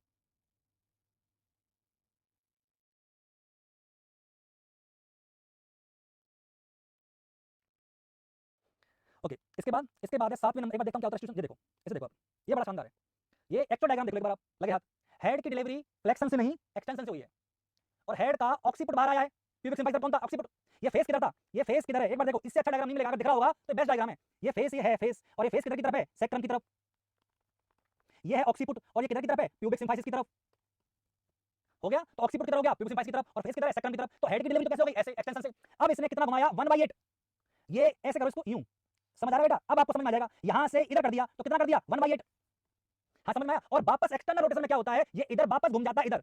ध्यान से सुनना, एक्सटर्नल रोटेशन के अंदर बेटा क्या होगा कि ये जो समझो, एक्सटर्नल रोटेशन में दोनों रोटेट होंगे। जो शोल्डर है वो जाएगा 1/8।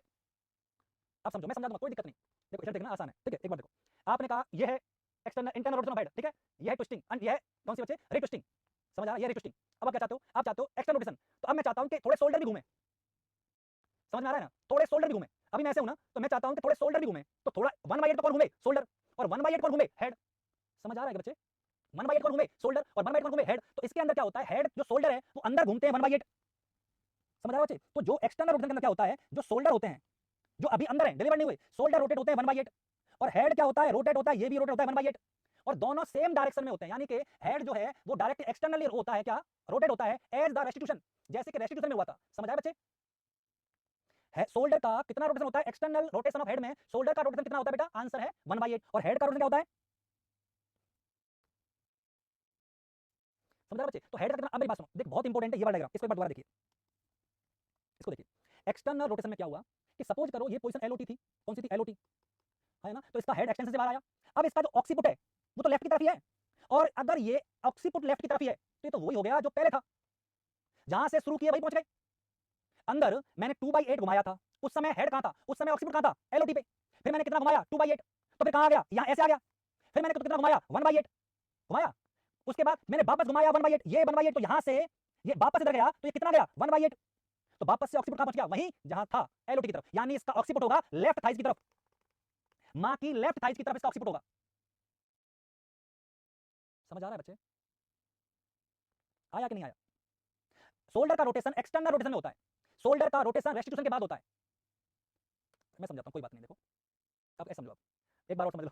देखो मैं चाहता हूं कतई जहर बन के चीज आपको जानी चाहिए। वापस शुरू करते हैं, ठीक है?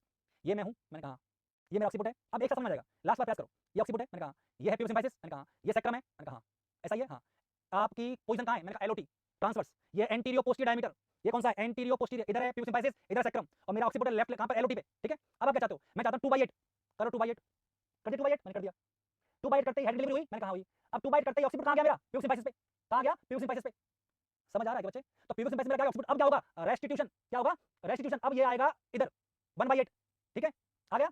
अब इसने कहा शोल्डर भी घुमा दो 1/8, जैसे इसने शोल्डर घुमाया 1/8 में यूं हो गया, वैसे ही हो गया जैसे पहले था। समझ आ रहा है? पहले मैं यूं बैठा था, मेरा ऑक्सीपुट पहले पीछे था ना, पहले मेरा ऑक्सीपुट लेफ्ट साइड में था, अभी भी कहां पहुंच गया? लेफ्ट में। और इस बार जो एक्सटर्नल रोटेशन हुआ है वो इसलिए हुआ है कि मेरे शोल्डर का 1/8 रोटेशन हुआ है। समझ आया बच्चे?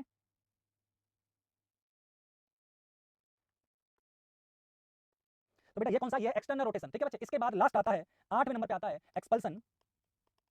क्या आता है? एक्सपल्सन। और एक्सपल्सन के अंदर क्या होता है बच्चे? ध्यान सुनना कि एंटीरियर शोल्डर, ये जो एंटीरियर शोल्डर है जो ऐसे आया है वो कहां गया? प्यूबिक सिम्फाइसिस की तरफ। तो प्यूबिक सिम्फाइसिस तो छोटा है, अब समझो, और सेक्रम बड़ा है। प्यूबिक सेक आप पता है ना ऐसे होती है, तो पेल्विस में पूरी बना तो नहीं पाऊंगा, पर आगे से पेल्विस ऐसी होती है, फिर वो पीछे की तरफ जाकर यूं, और पीछे वाला पार्ट है ना वो नीचे की तरफ होता है ऐसे करके। मैं इमेज बनाना भूल गया, मैं आपको दिखा देता, ठीक है बच्चे? तो प्यूबिक सिम्फाइसिस इतना छोटा सा होता है ना, और सेक्रम बड़ा होता है। तो इस प्यूबिक सिम्फाइसिस के नीचे यहाँ पे जगह खाली है, ये वाली जगह तो खाली है ना, ये वाली जगह पे अगर शोल्डर आ गया तो ये तो इतना सा रोकने वाला है, फिर तो शोल्डर फटाक से नीचे चला जाएगा। जो शोल्डर आगे आएगा वो डिलीवर पहले हो जाएगा, क्योंकि उसको रोकने के लिए छोटी सी बॉर्डर है, और पीछे बॉर्डर बड़ा है। पीछे कौन सा बॉर्डर है? सेक्रम और कॉर्टेक्स वाला। तो सबसे पहले वो शोल्डर डिलीवर होगा जो शोल्डर प्यूबिक सिम्फाइसिस की तरफ होगा, और जो आगे होता है उसे एंटीरियर कहते हैं। तो फिर पूछे आपसे कि कौन सा शोल्डर पहले डिलीवर होगा? आंसर है एंटीरियर।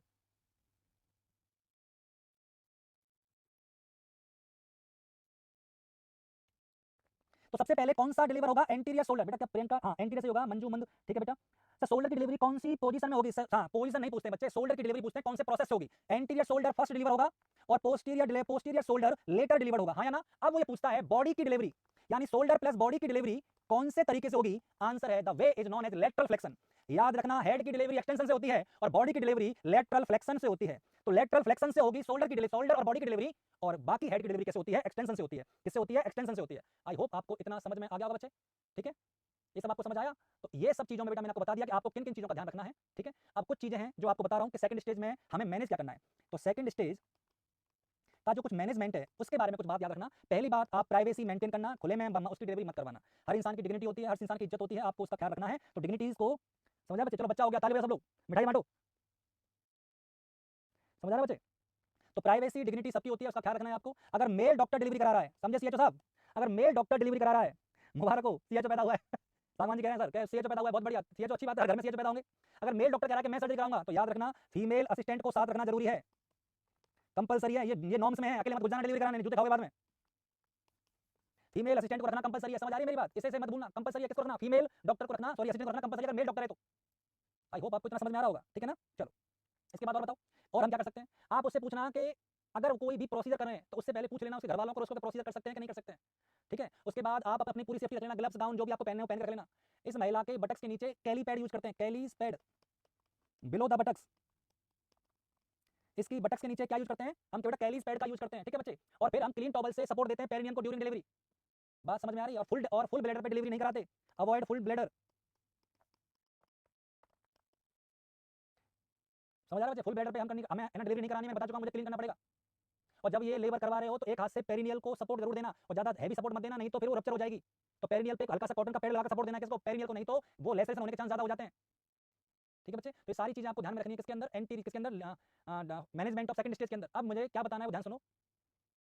एपिजोटोमी बाकी है, प्लस थर्ड स्टेज बाकी है, प्लस फोर्थ स्टेज बाकी है, प्लस पोस्ट नेटल या पोस्ट पार्टम केयर बाकी है। ये सारा बेटा मैं कराऊंगा अगली क्लास में। आज के लिए इतना ही काफी। तो अगली क्लास में शुरू करूंगा एपिजियोटोमी के साथ, क्योंकि एक क्लास में पूरी लेबर कराना पॉसिबल नहीं है, लेबर में बहुत घंटे लग जाते हैं, हमने तो फिर भी बहुत जल्दी कर ली है। तो 2 स्टेज मैंने करा दी है, बाकी स्टेज बेटा मैं अगली बार कराऊंगा। आई होप आज की क्लास आपको समझ में आ गई होगी, आप सबने इसको एंजॉय किया होगा, कुछ बेनिफिशियल रहा होगा, ये बहुत अच्छी बात है आप लोगों के लिए, और आप सब लोग ऐसे जुड़े रहें। डेली क्लास टाइम बेटा 8:30 बजे से होता है, ठीक है बच्चे? लेटरल फ्लेक्शन का मतलब क्या होता है? लेटरल फ्लेक्शन मतलब जैसे कि बेटा कौन सा? स्कोलियोसिस ऐसे वाला। लेटरल फ्लेक्शन नहीं जानता बेटा? साइड से मुड़ना, उसे कहते हैं लेटरल फ्लेक्शन, ठीक है बच्चे? तो बेटा आप सबको मेरी तरफ से बहुत बहुत तैयारियों का शुभकामनाएं। पढ़ते रहिए आप सब लोग, और जिन्होंने अभी तक चैनल को सब्सक्राइब नहीं करा, सब्सक्राइब कर लो। क्लास कब आती है इसके लिए घंटा बजा दो, पास में घंटा दे रखा है। तो आज की क्लास यही हम समाप्त करते हैं। आई होप आज की क्लास बहुत बेनिफिशियल होगी। टेक केयर, गुड नाइट, शुभ रात्रि, सबक है। मजा आ गया? उद्देश्य भी यही था, भाई के पास आओगे तो कुछ ना कुछ बेटर ही मिलेगा आपको, ठीक है बच्चे? Thanks a lot.